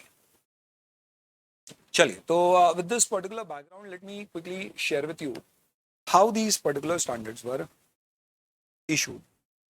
दोस्तों, सबसे पहले शुरुआत हुई इसकी 1973. अब कॉपी में लिखना चाहें थोड़ा बहुत तो लिख सकते हो. इंटरनेशनल अकाउंटिंग स्टैंडर्ड कमिटी बनाई गई, जिसने आज से रफली 50 साल पहले सोचा कि यार हर कंट्री अलग अलग अकाउंटिंग स्टैंडर्ड्स बनाएगी अपने अपने, और अकाउंटिंग अलग अलग करेगी, तो कैसे ग्लोबल इन्वेस्टमेंट्स होंगे. क्योंकि जब आपको यही नहीं पता है कि आपके प्रॉफिट्स निकालने का तरीका क्या है, तो मैं कैसे आपकी कंपनी में पैसे लगाऊं. और हेंस लोग सिर्फ वहीं पे पैसे लगाना प्रेफर करेंगे जिनके स्टैंडर्ड उन्हीं या जिनकी अकाउंटिंग उन्हीं स्टैंडर्ड से हुई है जैसी उनकी कंट्री. तो फैसिलिटेट ग्लोबलाइजेशन 50 साल पहले किसी ने ये सोच रखी. And international accounting standard committee ने ये सोच के साथ इंटरनेशनल अकाउंटिंग स्टैंडर्ड इशू किए. यूरोप में इसका इनिशिएटिव लिया गया था. UK was the Pioneer in it, और इन्होंने आईएएस इशू करना शुरू किए.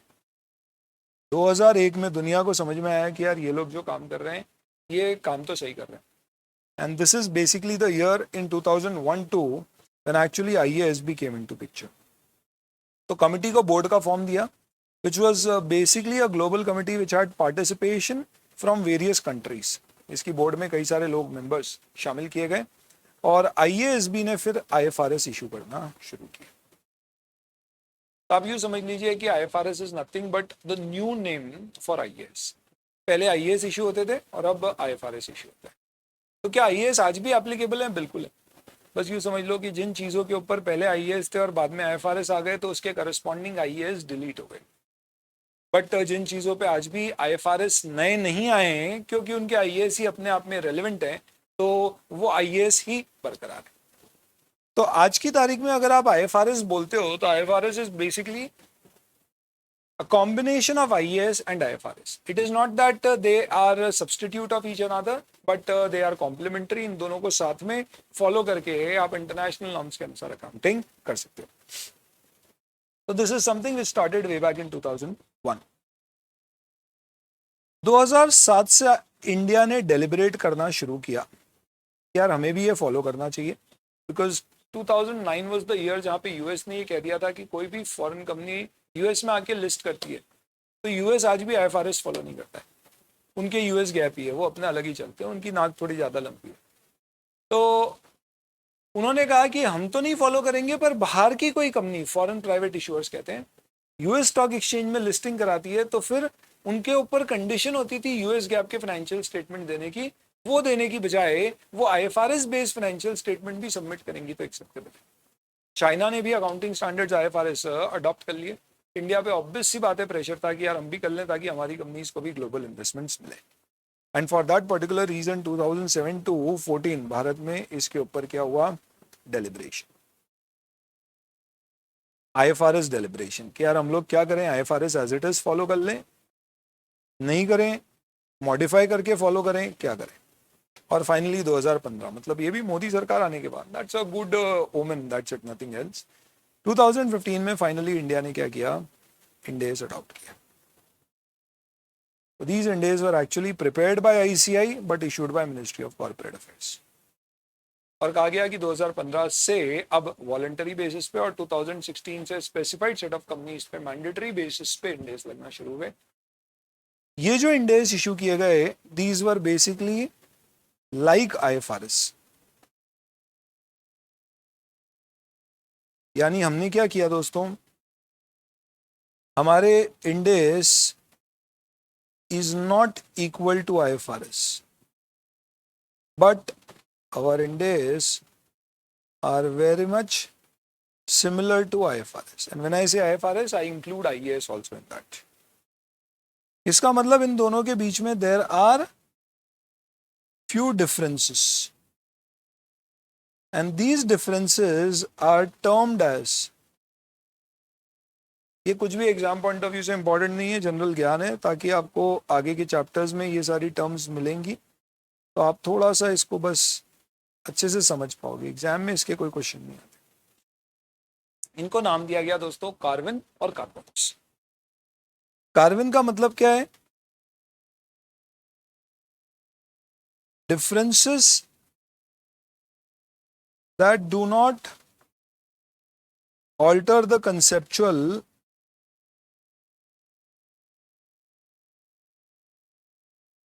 Understanding between the standards. बहुत ही लेमन लैंग्वेज में कहूं तो these differences that do not represent conceptual differences. जैसे कि उदाहरण के तौर पे IFRS ने कहा कि भैया हमारे statement of profit and loss को स्टेटमेंट ऑफ कॉम्प्रिहेंसिव इनकम भी कहा जा सकता है। हमने बोला नहीं, हम तो statement of profit and loss ही कहेंगे। तो सर क्या फर्क पड़ गया इससे? देखा जाए तो टेक्निकली वहां पे नाम है statement of comprehensive income, in fact statement of total comprehensive income, पर इंडिया में नाम है statement of profit and loss. तो ये नॉमेनक्लेचर का डिफरेंस है, पर कंसेप्चुअली कुछ डिफरेंट नहीं। ये एक तरह का डिफरेंस होता है।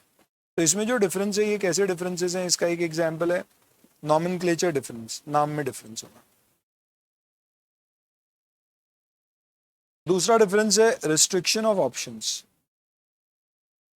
जैसे कई जगह IFRS फेयर वैल्यू और कॉस्ट दोनों प्रिंसिपल लागू करता है कि भैया आप ईयर एंड पे चाहो तो फेयर वैल्यू पे वैल्यू कर लो, कहीं कॉस्ट पे करना है कॉस्ट पे कर लो। पर इंडिया में हमने वहां पे कुछ जगह ऐसा बोला है कि नहीं, ये कॉस्ट पे ही वैल्यू कर। तो क्या मैंने IFRS के अगेंस्ट गया? नहीं। IFRS ने दो ऑप्शन दिए, मैंने सिर्फ एक ही ऑप्शन दिया, पर मेरा भी वो ऑप्शन IFRS में दिए गए दो ऑप्शन में से एक है। तो मैं IFRS तो फॉलो कर ही रहा हूँ, पर मैं थोड़ा सा रिस्ट्रिक्टेड फॉर्म में फॉलो कर रहा हूँ। यानी इससे मैं IFRS के अगेंस्ट नहीं जा रहा हूँ, तो इन्हें कार्विन कहते हैं। दैट मीन्स मैं अभी भी IFRS के दायरे में ही हूँ। Carve in, I am inside the IFRS only. But कुछ जगह we have differences which are what, conceptual differences. इसका सबसे बेहतरीन एग्जाम्पल जो आपको याद भी होना चाहिए, ध्यान भी रखना, IFRS कहता है कि आपकी कंट्री के लोकल लॉज और IFRS में कहीं अगर कोई कॉन्फ्लिक्ट आता है तो आप IFRS फॉलो करोगे, ना कि लोकल लॉज। जबकि इंडिया में ऐसा नहीं कहा गया। यानी इंडिया में अगर कंपनीज एक्ट और इंडिया में कॉन्फ्लिक्ट आया तो हम कंपनीज एक्ट फॉलो करेंगे विदाउट डाउट। हालांकि वो आने नहीं देते क्योंकि इंडिया भी MCA इशू करता है, बट स्टिल हो सकता है NBFC के ऊपर इंडेस लग रहे हैं और RBI ने कोई दूसरा नॉर्म दे दिया, तो आप RBI की बात सुनोगे ना कि इंडेस की। बट IFRS कहता है नहीं, अगर ऐसा हो तो आप IFRS की बात सुनना, क्योंकि उनका उद्देश्य एक जैसे अकाउंट्स या स्टैंडर्ड्स प्रिपेयर करना अक्रॉस द ग्लोब। पर हम इंडिया में ऐसा नहीं कर सकते कि लॉ के अगेंस्ट चले गए। और ये सबसे बड़े कारण थे दोस्तों जिस कारण से हमने IFRS as it is adopt नहीं किए और हमने IFRS को थोड़ा सा मॉडिफाई किया। बहुत ही सिंपल लॉजिक है दोस्तों, अगर इटली को भी अपना पिज्जा भारत में बेचना है तो जीरावन तो डालना पड़ेगा भैया। जब तक उसके ऊपर अपना मिर्च मसाला नहीं डलेगा, जीरावन समझते हो तुम लोग, अरे बहुत ही फेमस आइटम है मालवा की, कभी आइएगा आप।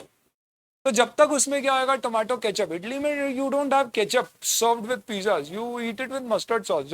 डोमिनोज जब भारत आया था तो उसने चेन ओपन करी और उसने बोला ट्रूली इटालियन पिज्जा। वो टोमेटो केचप ही नहीं देता था, मस्टर्ड सॉस देता था, येलो कलर का, एकदम खतरनाक और टिंजी टेस्ट, एकदम आपने चख लिया तो आप समझ।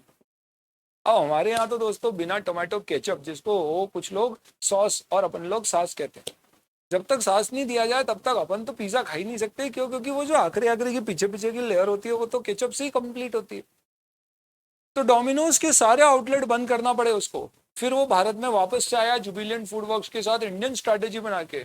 उसने बोला नाम सिर्फ पिज्जा, इटालियन पिज्जा होना चाहिए, बाकी टेस्ट में अपने को कुछ नहीं चाहिए भैया। भारत में चलाना है तो तुम दो पनीर टिक्का पिज्जा। ये चलेगा। तुमको लगता है इटली में पनीर टिक्का पिज्जा चलता होगा, बात खत्म। तो ये बात सिंपल कर दी इन्होंने, क्या कि यार कंसेप्चुअल, इनफैक्ट अगर देखा जाए तो यहाँ पे आपको मॉडिफाई करना पड़ेगा तो ही चीजें चलेगी, इसलिए हम IFRS एज इट अडॉप्ट नहीं कर पाए, हमने उससे कन्वर्ट किया। तो अब आज भारत की कोई एंटिटी अगर यूएस में लिस्टेड है तो उसको यूएस में यूएस गैप के नहीं बनाना है, IFRS के स्टेटमेंट देना है, पर वो इंडिया में तो इंडेस की बना रही है, तो इंडेस से IFRS वाले स्टेटमेंट बनाने में बहुत ज्यादा एफर्ट नहीं लगेगा। क्यों? क्योंकि सारे कार्विन आप मिला लोगे तो they will not be very substantial, कुछ मुश्किल से 12-13 मिला के कार्विन कार्वआउट है। तो इतने डिफरेंस आप कर दिए तो आपके क्विकली इंडेस से फाइनेंशियल स्टेटमेंट किसमें कन्वर्ट हो जाएंगे, एज पर IFRS, फिर आप इंटरनेशनल उसको फाइल कर सकते हो, इन्वेस्टमेंट्स के लिए यूज कर सकते हो। तो इन्हें कार्व आउट्स कहा जाता है।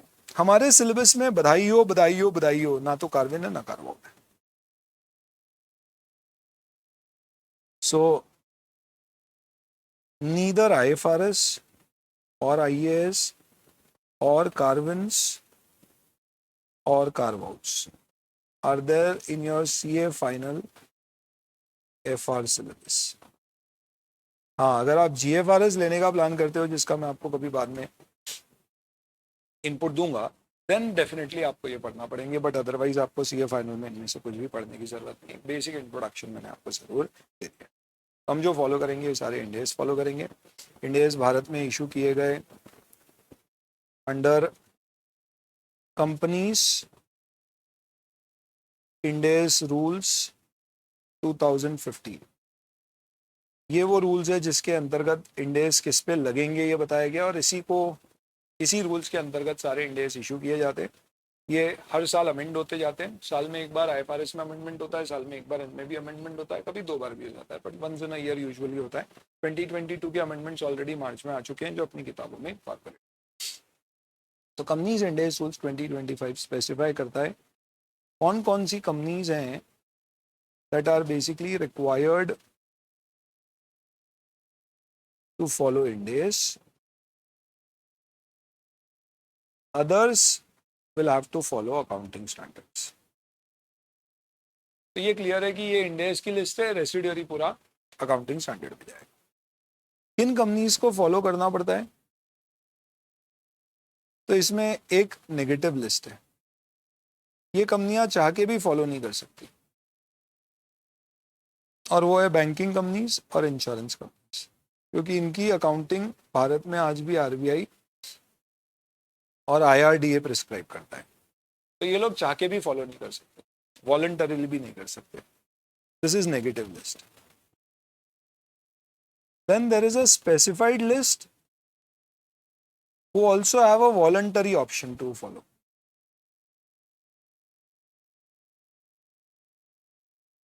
तो कुछ स्पेसिफाइड कंपनीज है जिन्हें फॉलो करना ही करना है। तो इनफैक्ट इसको मैं ऐसे लिखता हूँ, there are certain specified companies. आज की तारीख में बहुत ही ब्रीफ में अगर मैं बताऊँ आपको, तो स्पेसिफाइड कंपनीज की 2 कैटेगरी है, एक है NBFC और एक है अदर्स।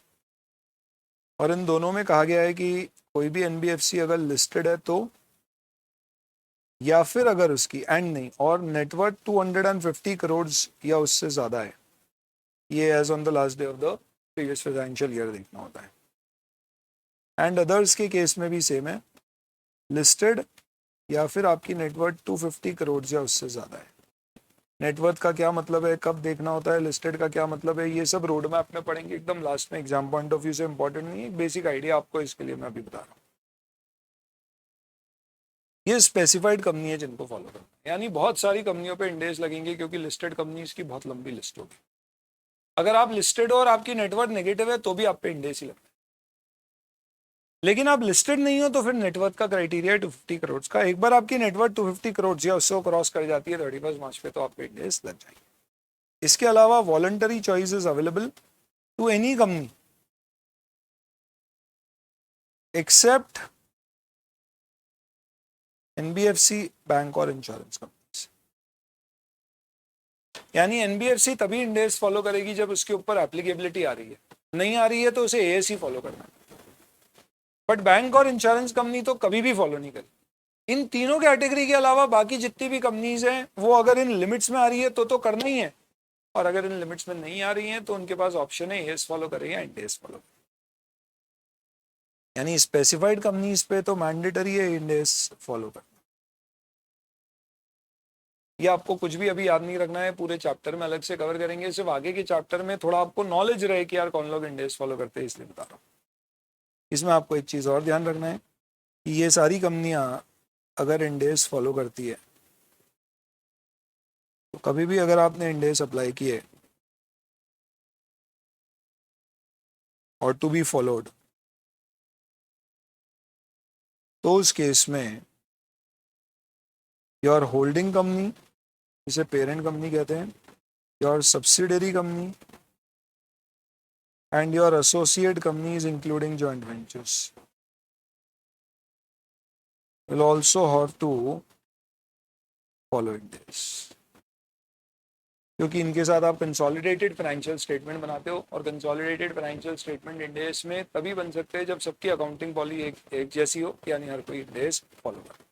एक प्रॉब्लम वो आती है कि आपकी सब्सिडरी, आप पे इंडेस लग रहा है और आपकी सब्सिडरी बैंक है, तो फिर बैंक चाह के भी फॉलो नहीं कर सकती है, तो वहाँ पे फिर वो एस वाली ही बनाएगी, फिर उसको इंडेस के बना के आपको देना पड़ेंगे ताकि कंसोलिडेशन फैसिलिटेट हो। इस पे ज़रा भी सोचना मत ज़्यादा, ये सब अपन पढ़ेंगे, रोड मैप के चैप्टर में आता है, सिर्फ इनिशियल एप्लीकेबिलिटी समझाने के लिए थोड़ा सा मैं आपको बता रहा हूँ। और इसके अलावा there is no exit from इंडेस।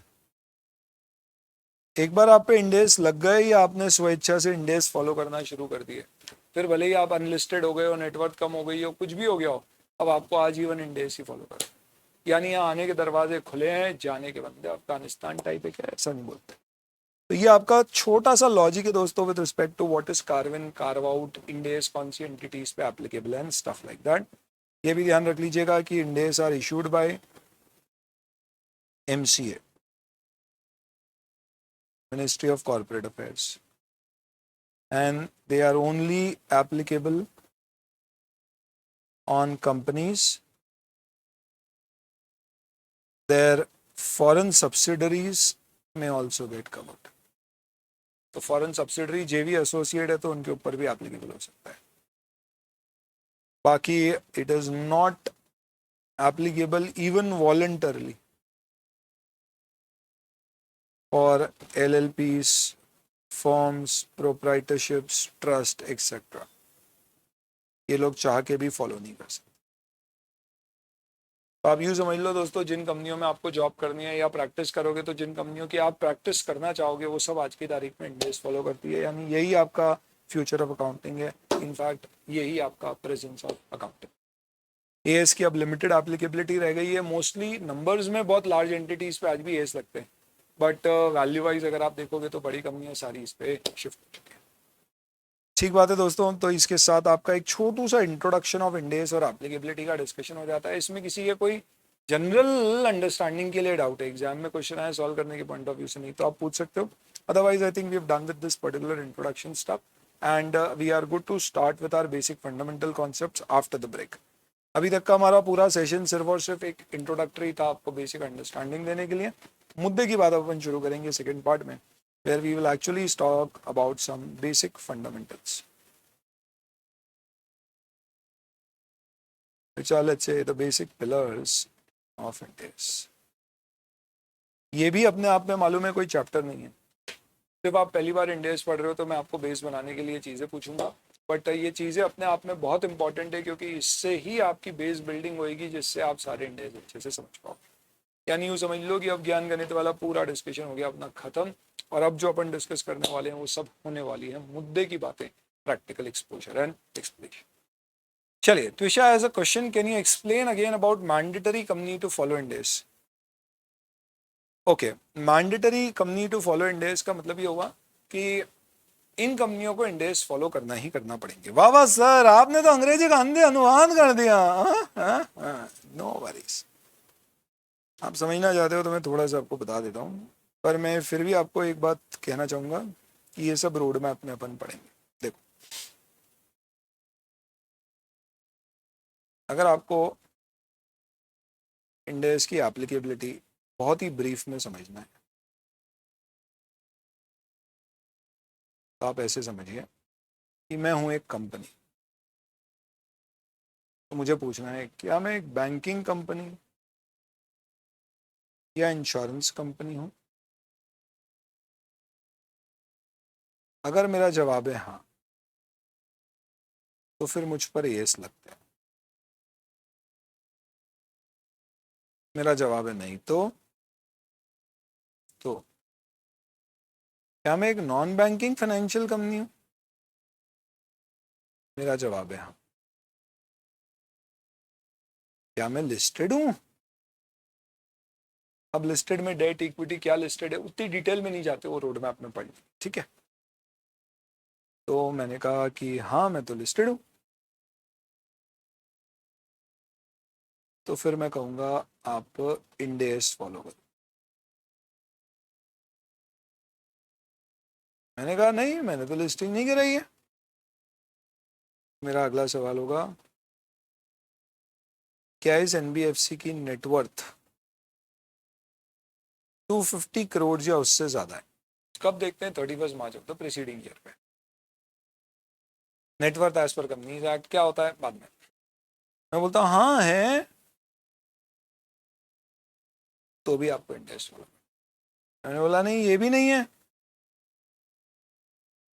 तो फिर आप अकाउंटिंग स्टैंडर्ड फॉलो। बस ये ध्यान रखना कि अगर आप पे इंडेस लग रहे हैं तो फिर आपकी होल्डिंग सब्सिडरी जेवी और एसोसिएट को कंपल्सरली इंडेस फॉलो करना।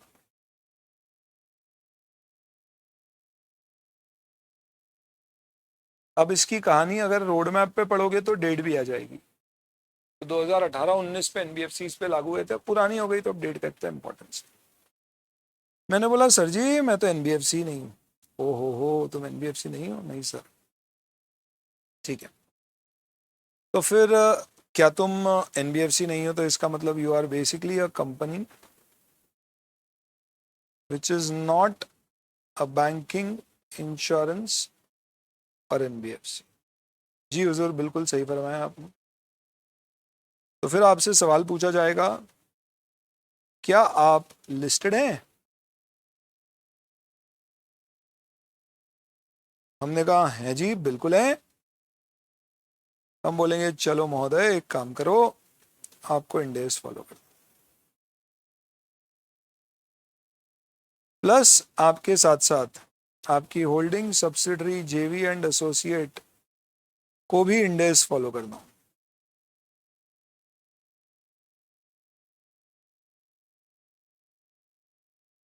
बस ये ध्यान रखिएगा जब भी मैं ऐसा लिखूं तो इसमें एक्सेप्ट अगर आपकी होल्डिंग सब्सिडरी जेवी एसोसिएट बैंकिंग या इंश्योरेंस कंपनी, उसको तो कभी भी नहीं करना, चाह के भी नहीं कर सकते।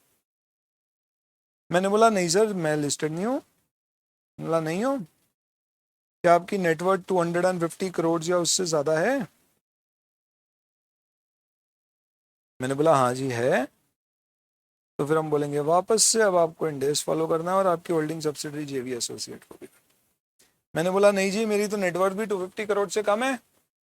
मैंने कहा क्या आप वॉलंटरली फॉलो करना चाहते हो?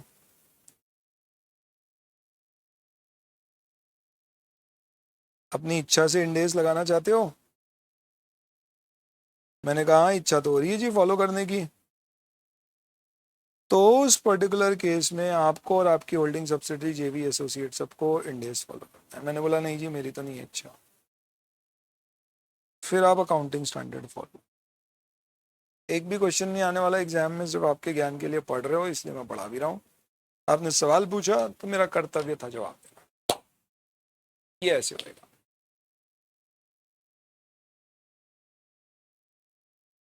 बताओ और भी कोई डाउट है आपके? Twisha does that clarifies your doubt? तो इससे आपको समझ में आ जाएगा कि भैया किस पे लगने किस पे। बताएं और सवाल है इस पे तो पूछिए प्लीज। नेटवर्थ लिमिट 250 करोड़ है, 250 इसकी भी है, 250 इसकी भी है। तो सर अलग अलग दी क्या है? एनबीएफसी और अदर देन एनबीएफसी में बस दो फर्क है। पहला, अदर देन एनबीएफसी से इंडेस 1416 से लगना शुरू हो गए थे। 1416 में 500 करोड़ की नेटवर्क थी और 1417 से बोल दिया 250 करोड़। तो आज की तारीख में तो 250 रेलेवेंट होगा। पर एनबीएफसी पे एप्लीकेबिलिटी 1418 से आई। तो उन पे 18-19 यानी 2 साल डेफर्ड एप्लीकेबिलिटी थी। तो एक डिफरेंस एनबीएफसी और अदर कंपनीज में ये है कि एनबीएफसी पे एप्लीकेबिलिटी 2 साल बाद आई थी, पर अब आप 2022 में अगर खड़े हो तो आपके लिए ये रिलेवेंट है। दूसरा डिफरेंस है एनबीएफसी वॉलंटरली आज भी इंडेक्स फॉलो नहीं कर सकती, यानी अगर उसकी नेटवर्थ 250 करोड़ से कम है और वो लिस्टेड नहीं है और उसकी कोई ग्रुप कंपनी इंडेक्स फॉलो नहीं कर रही है, तो उस केस में वो चाह के भी इंडेक्स फॉलो नहीं कर सकती, पर अदर देन एनबीएफसी है तो वो कर सकती है। Not to mention that bank और इंश्योरेंस चाह के भी नहीं कर सकती। ठीक है जी, चलिए चार्ट से अच्छे से समझ में आ गया। ओके परफेक्ट है, आई थिंक ये अच्छा था। ऐसे मैं रोड मैप में अच्छे से कराऊंगा, आप चिंता मत करो, पर अभी इसका रेलेवेंस नहीं है इसलिए मैंने इसको अभी छोड़ दिया। ब्रेक में जाने से पहले अगर आप लोग परमिशन दें तो 2-3 सवाल पूछना चाहूंगा ताकि ब्रेक में आपका दिमाग उन पे चलते रहे, और उसके बाद फिर ब्रेक के लिए विथ फूड फॉर थॉट और फूड फॉर स्नैक्स छोड़ने के बाद फिर अपन क्या करेंगे, अपना कोर डिस्कशन आज का शुरू करेंगे। तो मेरा सवाल है दोस्तों आप लोगों से, आप चैट बॉक्स में देख सकते हैं, this is basically my question to you. Okay, there we go. I am sharing these particular 2 questions with you. Sure. पहला सवाल आपकी स्क्रीन पर देखिएगा, क्या कहते हैं। क्वेश्चन बोलता है land costing 50 lakh having market value of 55 lakhs। नहीं, ये क्या है, 55 लाख की मार्केट वैल्यू का 50 लाख में मिल गया, जुगाड़, क्या बात है। आगे कहा गया है सेलर वॉज इन अ हरी, बेचने वाले को बहुत जल्दबाजी थी, तो जल्दी जल्दी में उसने क्या किया, Hence this bargain purchase was made। सस्ते में बेच दिया उसने, बोला जो पैसे मिले यार बेचो और अपन तो भागो, उसको भागना होगा लंदन चढ़ने। ठीक है, नीरव मोदी विजय माल्या वाला कोई केस होगा। तो हमने 55 की जमीन 50 में खरीद ली, ये we so happy with making this bargain purchase. तो बताइए मैं कितने पे इस असेट को रिकॉर्ड करूंगा, 50 विच इज माई कॉस्ट और 55 which is the market value. और अगर मैं 55 पे रिकॉर्ड करूंगा तो एंट्री होगी land account debit 55 to cash bank 50 to 5 का गेन क्या प्रॉफिट में डालूंगा पीओआरएल में या कैपिटल रिजर्व में, what will I do.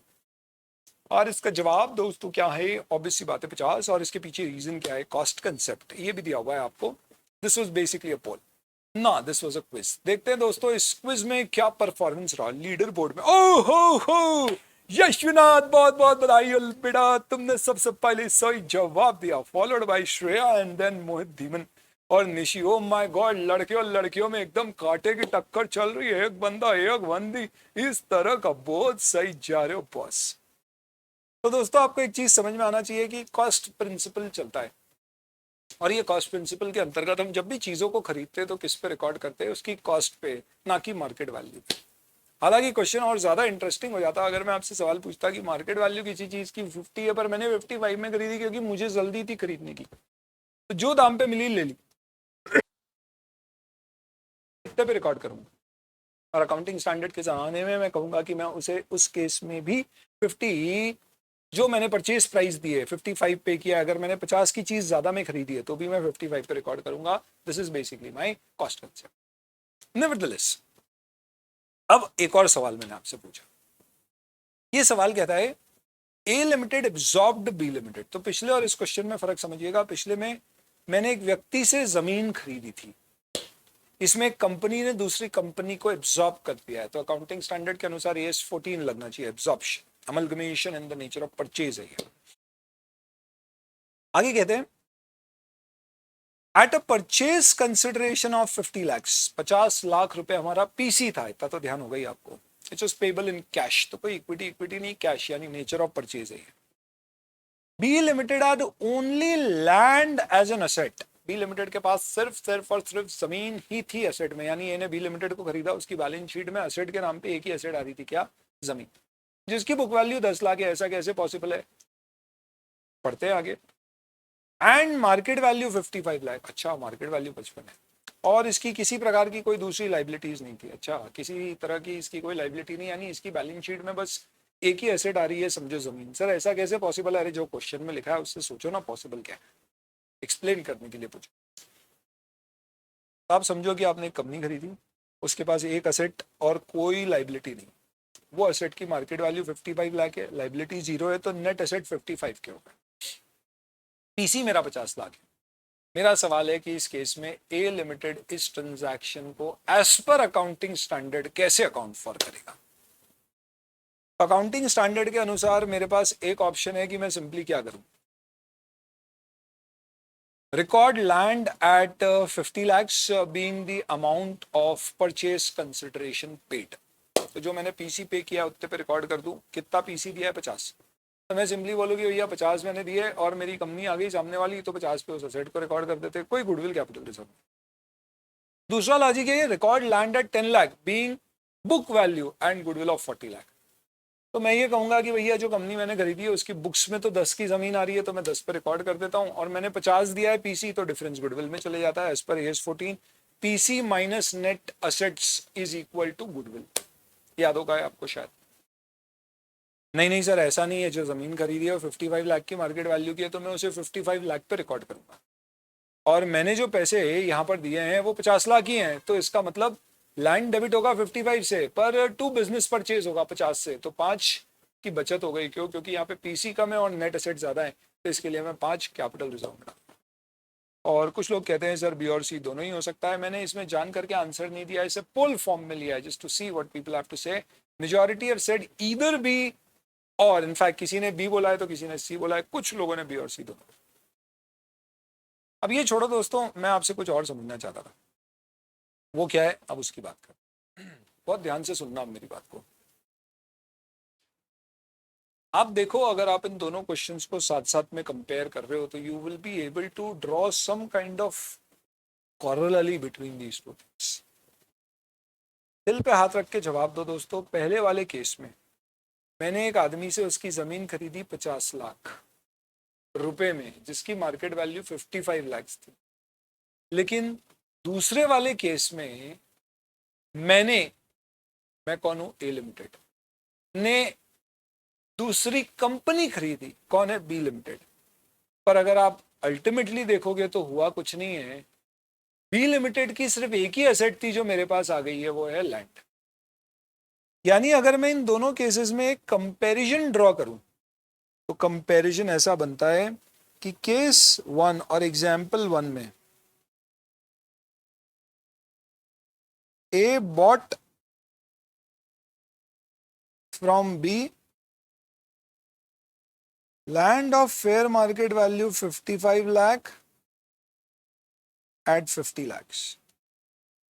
But in my example 2, A limited bought B limited, actual में अगर मैं इसे इन सब्सटेंस देखूं तो A limited basically acquired the land of B limited, where the land had a fair market value of 55 lakh and it was purchased at PC of 50 lakhs. मेरा आपसे एक छोटा सा प्रश्न है जिसको आप चैट में जवाब दो, मैं कोई पोल नहीं डाल रहा हूं। सब्सटेंस में, सब्सटेंस समझते हो आप? सब्सटेंस का मतलब क्या है? रियलिस्टिकली, लीगल फॉर्म में नहीं। लीगल फॉर्म में क्या दिख रहा है that is another matter, substance में क्या हो रहा है that is something which we are talking about. Legal form में वो मेरी कोई नहीं है, बट सब्सटेंस में लिव इन रिलेशनशिप है हमारी उसके साथ। लीगल फॉर्म में वो मेरी रिलेटिव नहीं है। क्यों? क्योंकि हमने किसी प्रकार का कोई ऐसा क्या है, किसी सूत्र में नहीं बंधे हैं। तो इसलिए भारत में हमें और उसे इस रिश्ते को क्या नाम दें? लिव इन, और ये नाम हमारे भारतीय कानून में कहीं पर भी नहीं। तो लीगल फॉर्म में she is not related to me, but substance में I mean everything of which I do is something which is what she says. उस लॉजिक से मैं आपसे पूछ रहा हूं, चैट में बताइएगा, क्या सब्सटेंस में ये दोनों ट्रांजैक्शन एक जैसे? क्या सब्सटेंस में दोनों केस में बायर ने 55 लाख की मार्केट वैल्यू की चीज 50 लाख में परचेस करी है? हाँ या ना? चैट में बताइए दोस्तों, जल्दी बताओ दोस्तों। ब्रेक चाहिए या नहीं चाहिए? चलो come on, tell me let's see what people have to say. You want to put in any of your remarks, please do that, but I'm waiting for your chats. Hello, bolu. Let's see, आप चाहे तो private में डालें, if you are not very confident with your child, आपको लगता है पूरी दुनिया को मालूम पड़ना चाहिए तो आप पब्लिक में डालिए, जैसी आपकी इच्छा है वैसी डालिए। पर मुझे सिर्फ एक चीज का सवाल का जवाब चाहिए, क्या सब्सटेंस में दोनों केस में बायर ने 55 लाख की मार्केट वैल्यू की लैंड 50 लाख कैश में खरीदी है या नहीं? क्या बोलते हैं? देखिए, yes yes yes yes yes, बहुत बढ़िया, सभी का जवाब आ रहा है यस, बहुत बढ़िया। तो अगर सब्सटेंस में ये दोनों के दोनों ट्रांजैक्शन एक है तो इनकी अकाउंटिंग क्यों अलग अलग है? इसकी अकाउंटिंग होना चाहिए एज पर AS 10, और AS 10 के अनुसार अकाउंटिंग होना चाहिए लैंड अकाउंट डेबिट। कितने पे? कॉस्ट मेरी 50 lakh to bank 50 lakh, basically as per cost principle. लेकिन वहीं पे if I go here as per accounting standard 14, I have to debit what? तो मैंने खरीदा एक बिजनेस, तो I say business purchase debit to liquidator of B limited, उसे मुझे 50 lakhs देने, and then I will record asset which is land to business purchase. Now here I have two options. Either I record land at 55 lakh and record a capital reserve of 5 lakh, or I have an alternate option to record land at 10 lakhs and accordingly in that particular case recognize a goodwill of 40 lakhs.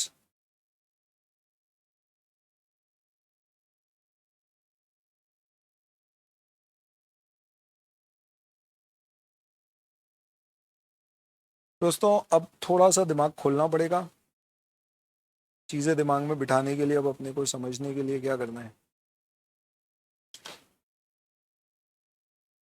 we'll have to start opening our minds because अब welcome to CA final दोस्तों। अब आप real world में आ रहे हो, अब चीज़ें बहुत बदल सी गई हैं और अब आपको रियलिस्टिकली देखना है। आप लोगों ने दोस्तों बचपन में टैक्स प्लानिंग सुनी होगी एज एन इंटरमीडिएट में, कि कैसे लोग टैक्स को प्लान कर लेते हैं और टैक्स बचा लेते हैं। दोस्तों मालूम है आज की तारीख में टैक्स से ज़्यादा इंपॉर्टेंट होता है प्रॉफिट प्लानिंग, जिसे टेक्निकल या कॉर्पोरेट वर्ल्ड में अर्निंग्स मैनेजमेंट कहा जाता है। आज बड़ी से बड़ी कंपनियां इररिस्पेक्टिव ऑफ क्या टैक्स लाइबिलिटी आती है, ये चाहती है कि उनके प्रॉफिट्स अच्छे से मैनेज हो, अर्निंग्स बढ़िया दिखे, ताकि शेयर की प्राइस बढ़ती रहे। शेयर की प्राइस जितनी बढ़ेगी उतना इन्वेस्टमेंट मिलेगा। और अब तो स्टार्टअप का ज़माना है, तो पूरा खेल ही नंबर्स का है कि आप टॉप लाइन और बॉटम लाइन कैसे मैनेज करते हो। आप देखो आज की तारीख में कहाँ ये डिस्कशन होते हैं कि कैसे टैक्स बचाया जाएगा, ये सब ज़्यादातर फैमिली ओन बिजनेसेस के लिए रह गया है। Larger entities all plan to manage their. अब आप समझिए दोस्तों, यहाँ पे प्रॉफिट पे तो कोई इम्पैक्ट एज सच नहीं दिख रहा है, बट रिजर्व्स पे, बैलेंस शीट पे अलग अलग तरह से आप देख सकते हैं कि इससे अकाउंटिंग में you have these two particular options available. यहाँ पे आपके पास या तो गुडविल बुक करने का ऑप्शन है या फिर आप कैपिटल रिजर्व बुक कर सकते हो, क्योंकि अकाउंटिंग स्टैंडर्ड 14 मैंडेटरी बेसिस पे ये नहीं कहता है कि आपको जो असेट आपने अमलगमेशन में लिए उसे फेयर वैल्यू पे मेजर ही करना पड़ेगा। इनफैक्ट इट इज साइलेंट, तो आपके पास चॉइस। बेहतर अकाउंटिंग लॉजिकल होगी कि भाई आप लैंड को फेयर वैल्यू पे मेजर करो विच इज 55 लाख, पर ऐसा करोगे तो कैपिटल रिजर्व आएगा 5 लाख।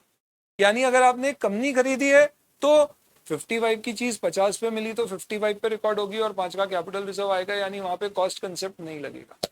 लेकिन अगर आपने कंपनी नहीं खरीदी है, सिर्फ एक असेट खरीदा है, तो वहां कॉस्ट कंसेप्ट लगेगा। आपकी 55 की चीज 50 पे खरीदी है तो भी 50 पे रिकॉर्ड होगी। क्या ये अपने आप में दोनों लॉजिकली देखा जाए तो कॉन्ट्राडिक्टरी नहीं है? और अगर आपको लगता है कि हाँ है, इसका मतलब दोस्तों आपको इन सवालों के जवाब मिलेंगे इंडेस। तो जो अपन बेसिक प्रिंसिपल्स इंडेस के पढ़ते हैं, इंडेस के जो बेसिक पिलर्स हैं जिसके ऊपर इंडेस बेस्ड है, ये किसी किताब में नहीं लिखा है, सिर्फ आपके अंडरस्टैंडिंग के लिए मैं आपको बता रहा हूँ। बेसिक पिलर्स ऑफ इंडेस और fundamentals of Ind AS we will discuss under 4 particular categories. सबसे पहले, पूरे Ind AS are primarily based on the fact of fair presentation. यही चीज जब आप इंडेस में पढ़ते हो तो मालूम है इंडेस क्या बोलता है? इंडेस बोलता है हमें इससे मतलब नहीं है कि ए ने बी से खरीदा या ए लिमिटेड ने बी लिमिटेड को खरीदा। हमें मतलब इससे है कि आपने असेट खरीदा या बिजनेस खरीदा। अगर आपने बिजनेस खरीदा है तो गुडविल कैपिटल रिजर्व बुक होएगा, अगर आपने असेट खरीदी है तो कभी गुडविल कैपिटल रिजर्व नहीं आएगा, जो कॉस्ट पे करी उतने पे असेट बुक कर। फिर भले ही आपने कंपनी खरीदी, यानी वो ये कहता है कि ए लिमिटेड ने बी लिमिटेड को खरीदा, बी लिमिटेड क्या कोई बिजनेस कर रही थी या उसके पास सिर्फ एक जमीन थी, और अगर सिर्फ जमीन नाम की उसकी एक असेट है और उसका कोई बिजनेस नहीं है तो भले ही A limited is absorb B limited, amalgamation AS14 आप लगाते होगे, पर हम यहाँ पे बिजनेस कॉम्बिनेशन का जो काउंटर आपका पैरेलल स्टैंडर्ड है अमलगमेशन जैसा, वो नहीं लगेगा। क्यों नहीं लगेगा? क्योंकि गुडविल कैपिटल रिजर्व लॉजिकली कब आना चाहिए? जब आप एक धंधा खरीदते हो, तो हो सकता है कि आप उस धंधे में असेट्स की वैल्यू के अलावा कुछ पैसे दे रहे हो या कुछ पैसे कम दे रहे हो, क्योंकि उस कंपनी की कोई एक पॉजिटिव या नेगेटिव गुडविल है, इसलिए वहां पे सारी चीजें फेयर वैल्यू पे आएगी और आप जो पैसे दोगे उसका और इसका डिफरेंस माना जाएगा कंपनी की वो पॉजिटिव या नेगेटिव वैल्यू है गुडविल और कैपिटल। पर अगर आप किसी कंपनी को खरीद रहे हो जिसका कोई धंधा ही नहीं है, सिर्फ असेट ही है, और उसी के लिए आप उसको खरीद रहे हो, तो वो जो असेट की वैल्यू है उस पर आप असेट रिकॉर्ड करोगे, और उसके लिए कितने पैसे पे रिकॉर्ड करोगे? जितने आपने दिए हैं, उससे फेयर वैल्यू का कोई लॉजिक ही नहीं। यानी एएस में लॉजिक क्या लगता है? If you are absorbing a company apply AS14। Ind AS में वही लॉजिक क्या होगा? If you are acquiring a business then apply principles like in AS14 which is known here as business combination. तो अगर मैं कहता हूं कि ए लिमिटेड ने बी लिमिटेड को खरीदा और उसका कोई बिजनेस नहीं है, तो माना जाएगा कि हमने सिर्फ बी लिमिटेड के एसेट्स खरीदे हैं, जो कॉस्ट दिए उसी पे रिकॉर्ड होएगा, कोई गुडविल कैपिटल रिजर्व नहीं आएगा। यानी यहाँ पे ये जैसा ए ने बी को खरीदी, बी की जमीन खरीदी 50 पे कॉस्ट पे रिकॉर्ड किया, सेम खरीदा। पर अगर मैं कहता हूँ ए लिमिटेड ने बी लिमिटेड को खरीदा और उसका एक बिजनेस है और उसके बिजनेस में ये सारी कई सारी एसेट्स हैं, then in that particular case में फिर वहाँ गुडविल और कैपिटल रिजर्व बुक करूंगा, फेयर वैल्यू पे लेके आऊंगा। फिर वहां पे वो ऑप्शन नहीं देता है कि आप चाहो तो बुक वैल्यू पे लाओ, चाहो तो फेयर वैल्यू पे, वो बोलता है फेयर वैल्यू पे ही लाना पड़ेगा ताकि मालूम पड़े गुडविल कैपिटल रिजर्व कितना है। इंडेस बोलता है ए लिमिटेड ने बी लिमिटेड नहीं खरीदी, सिर्फ उसका एक डिवीजन खरीद लिया, यानी बी लिमिटेड आज भी बरकरार है। अब आप सोचो एएस में आप इसकी अकाउंटिंग किसी स्टैंडर्ड में नहीं कर पाते। क्या बोल रहा हूँ मैं, समझ में आ रहा है? आईटीसी के बहुत सारे बिजनेस है, उनका एक माचिस का बिजनेस है, एक अगरबत्ती का बिजनेस है, जो छोटे बिजनेस है। उन्होंने बोला यार अगरबत्ती का बिजनेस अपन क्या करते हैं, बेच देते हैं, क्योंकि क्या हो रहा है, हमारी अगरबत्ती हमारे गोडाउनों में जो हमारे C&F एजेंट है वो माचिस, अगरबत्ती और सिगरेट साथ में रखी जाती है। अब हो ये रहा है कि लोग क्या करते हैं भैया, जैसे ही लोगों ने गोल्ड फ्लैग विल्स ली, धुआं जलाया, वैसे ही उनको एकदम चंदन की पावन खुशबू आना शुरू हुई, जो कि अगरबत्ती की स्मेल इसमें आती। इनफैक्ट ये प्रॉब्लम हो गई थी आईटीसी के साथ, तो फिर आईटीसी ने क्या किया, इंसेंस पैक्ड कॉन्सेप्ट निकाला, खूब एडवर्टाइज किया कि भैया पूजा की अगरबत्ती को स्मेल नहीं किया जाता है यूज करने से पहले। वो उसके पीछे लॉजिक कुछ और था, लॉजिक ये था कि उनकी सिगरेट में पूजा की अगरबत्ती की खुशबू आने लग गई थी। एनीवेज, तो मुद्दे की बात यह दोस्तों कि कंपनी सपोज अगरबत्ती का अपना पूरा डिवीजन बेच रही है, तो let's say ITC is selling it's अगरबत्ती डिवीजन टू जेड ब्लैक अगरबत्ती।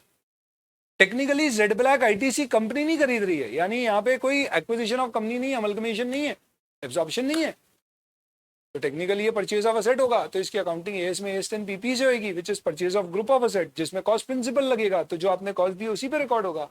पर इंडेस बोलता है नहीं, आपने बिजनेस खरीदा है ना, तो सारी असेट जो आपके पास आईटीसी की आई है वो सब फेयर वैल्यू पे रिकॉर्ड करो, क्या पैसे दिए, जो ज्यादा दिए वो आईटीसी की गुडविल के कारण दिए होंगे उसको। एक छोटा सा एग्जाम्पल मैंने बस आपके सामने रखा है, इससे आपको सिर्फ क्या समझ में आया होगा कि एस और इंडेस का एक बेसिक डिफरेंस क्या है। कई जगह अकाउंटिंग स्टैंडर्ड आपको रूल बेस्ड अकाउंटिंग दे देते हैं, ऐसा होगा तो ऐसा करना, ऐसा होगा तो ऐसा करना। इंडेस में ऐसा जरा भी नहीं है, ये बहुत ज़्यादा कंसेप्चुअल है। इसके लिए आप जब इनको पढ़ोगे तो आपको लगेगा यार इसमें अपन ने क्या पढ़ा था, यहाँ पे क्या है। ऐसा सब जगह नहीं है, कुछ कुछ जगह, पर ये डेफिनेटली आपको कंसेप्चुअली ज़्यादा इम्प्रूव कर एडवांस्ड लगे। ठीक है। किसी ने कहा है सर कि मुझे ऐसा नहीं लग रहा है कि दोनों सेम है, क्योंकि सेकंड केस में अपन ब्रांड नेम भी खरीद रहे हैं। तो आप समझिए उस पर्टिकुलर कंपनी का हो सकता है कोई ब्रांड नेम हो, कोई बिजनेस हो, अगर ऐसा है तो फिर हम बोलेंगे कि बिजनेस एक्विजिशन की अकाउंटिंग है, बट यूजुअली उसके होने के चांसेस कंपैरेटिवली कम है। अगर मैं बोल रहा हूँ कि वहाँ पे एक ही एसेट है, पर आई एम नॉट सेइंग नहीं हो सकता, बिल्कुल हो सकता है उसका कोई बिजनेस हो एक जमीन के साथ। तो उस केस में इंडेस क्या बोलता है, ये मत देखो असेट एक है या मल्टीपल है, कंपनी खरीदी या आदमी से खरीदा, देखो बिजनेस खरीदा है या असेट। बताइए दोस्तों, लॉजिकली कंसेप्ट समझ में आया नहीं आया आपको? अभी ये मत सोच लेना कि मैंने आपको किसी प्रकार का कोई इंडेस पढ़ा दिया। आई होप अब तो आपको समझ में आ गया होगा अपने इस लेक्चर का उद्देश्य क्या है। मैं आपको सिर्फ इंडेस के प्रति एक तरह से जागरूक कर रहा हूँ कि आपको कैसे सोच खोलना पड़ेगी। अभी फेयर प्रेजेंटेशन पे अपन और कुछ चीज़ें पढ़ेंगे। पिलर्स ऑफ इंडेस में हमें क्या पढ़ना है, तो we'll talk about fair presentation. There is a lot of discussion which we'll have to do on fair valuation. there is a very unique concept in Ind AS of restatement and reclassification. और जैसे मैंने आपको बताया था, Ind AS का नमक, देश का नहीं, Ind AS का नमक, यानी इसका सबसे डिफरेंट और यूनिक कॉन्सेप्ट है अकाउंटिंग फॉर फाइनेंशियल इंस्ट्रूमेंट्स। ये 4 चीजों से मैं बस आपको रूबरू कराऊंगा। Once again, objective not to solve any question in the exam, but gradually and slowly bring you to the world of Ind AS.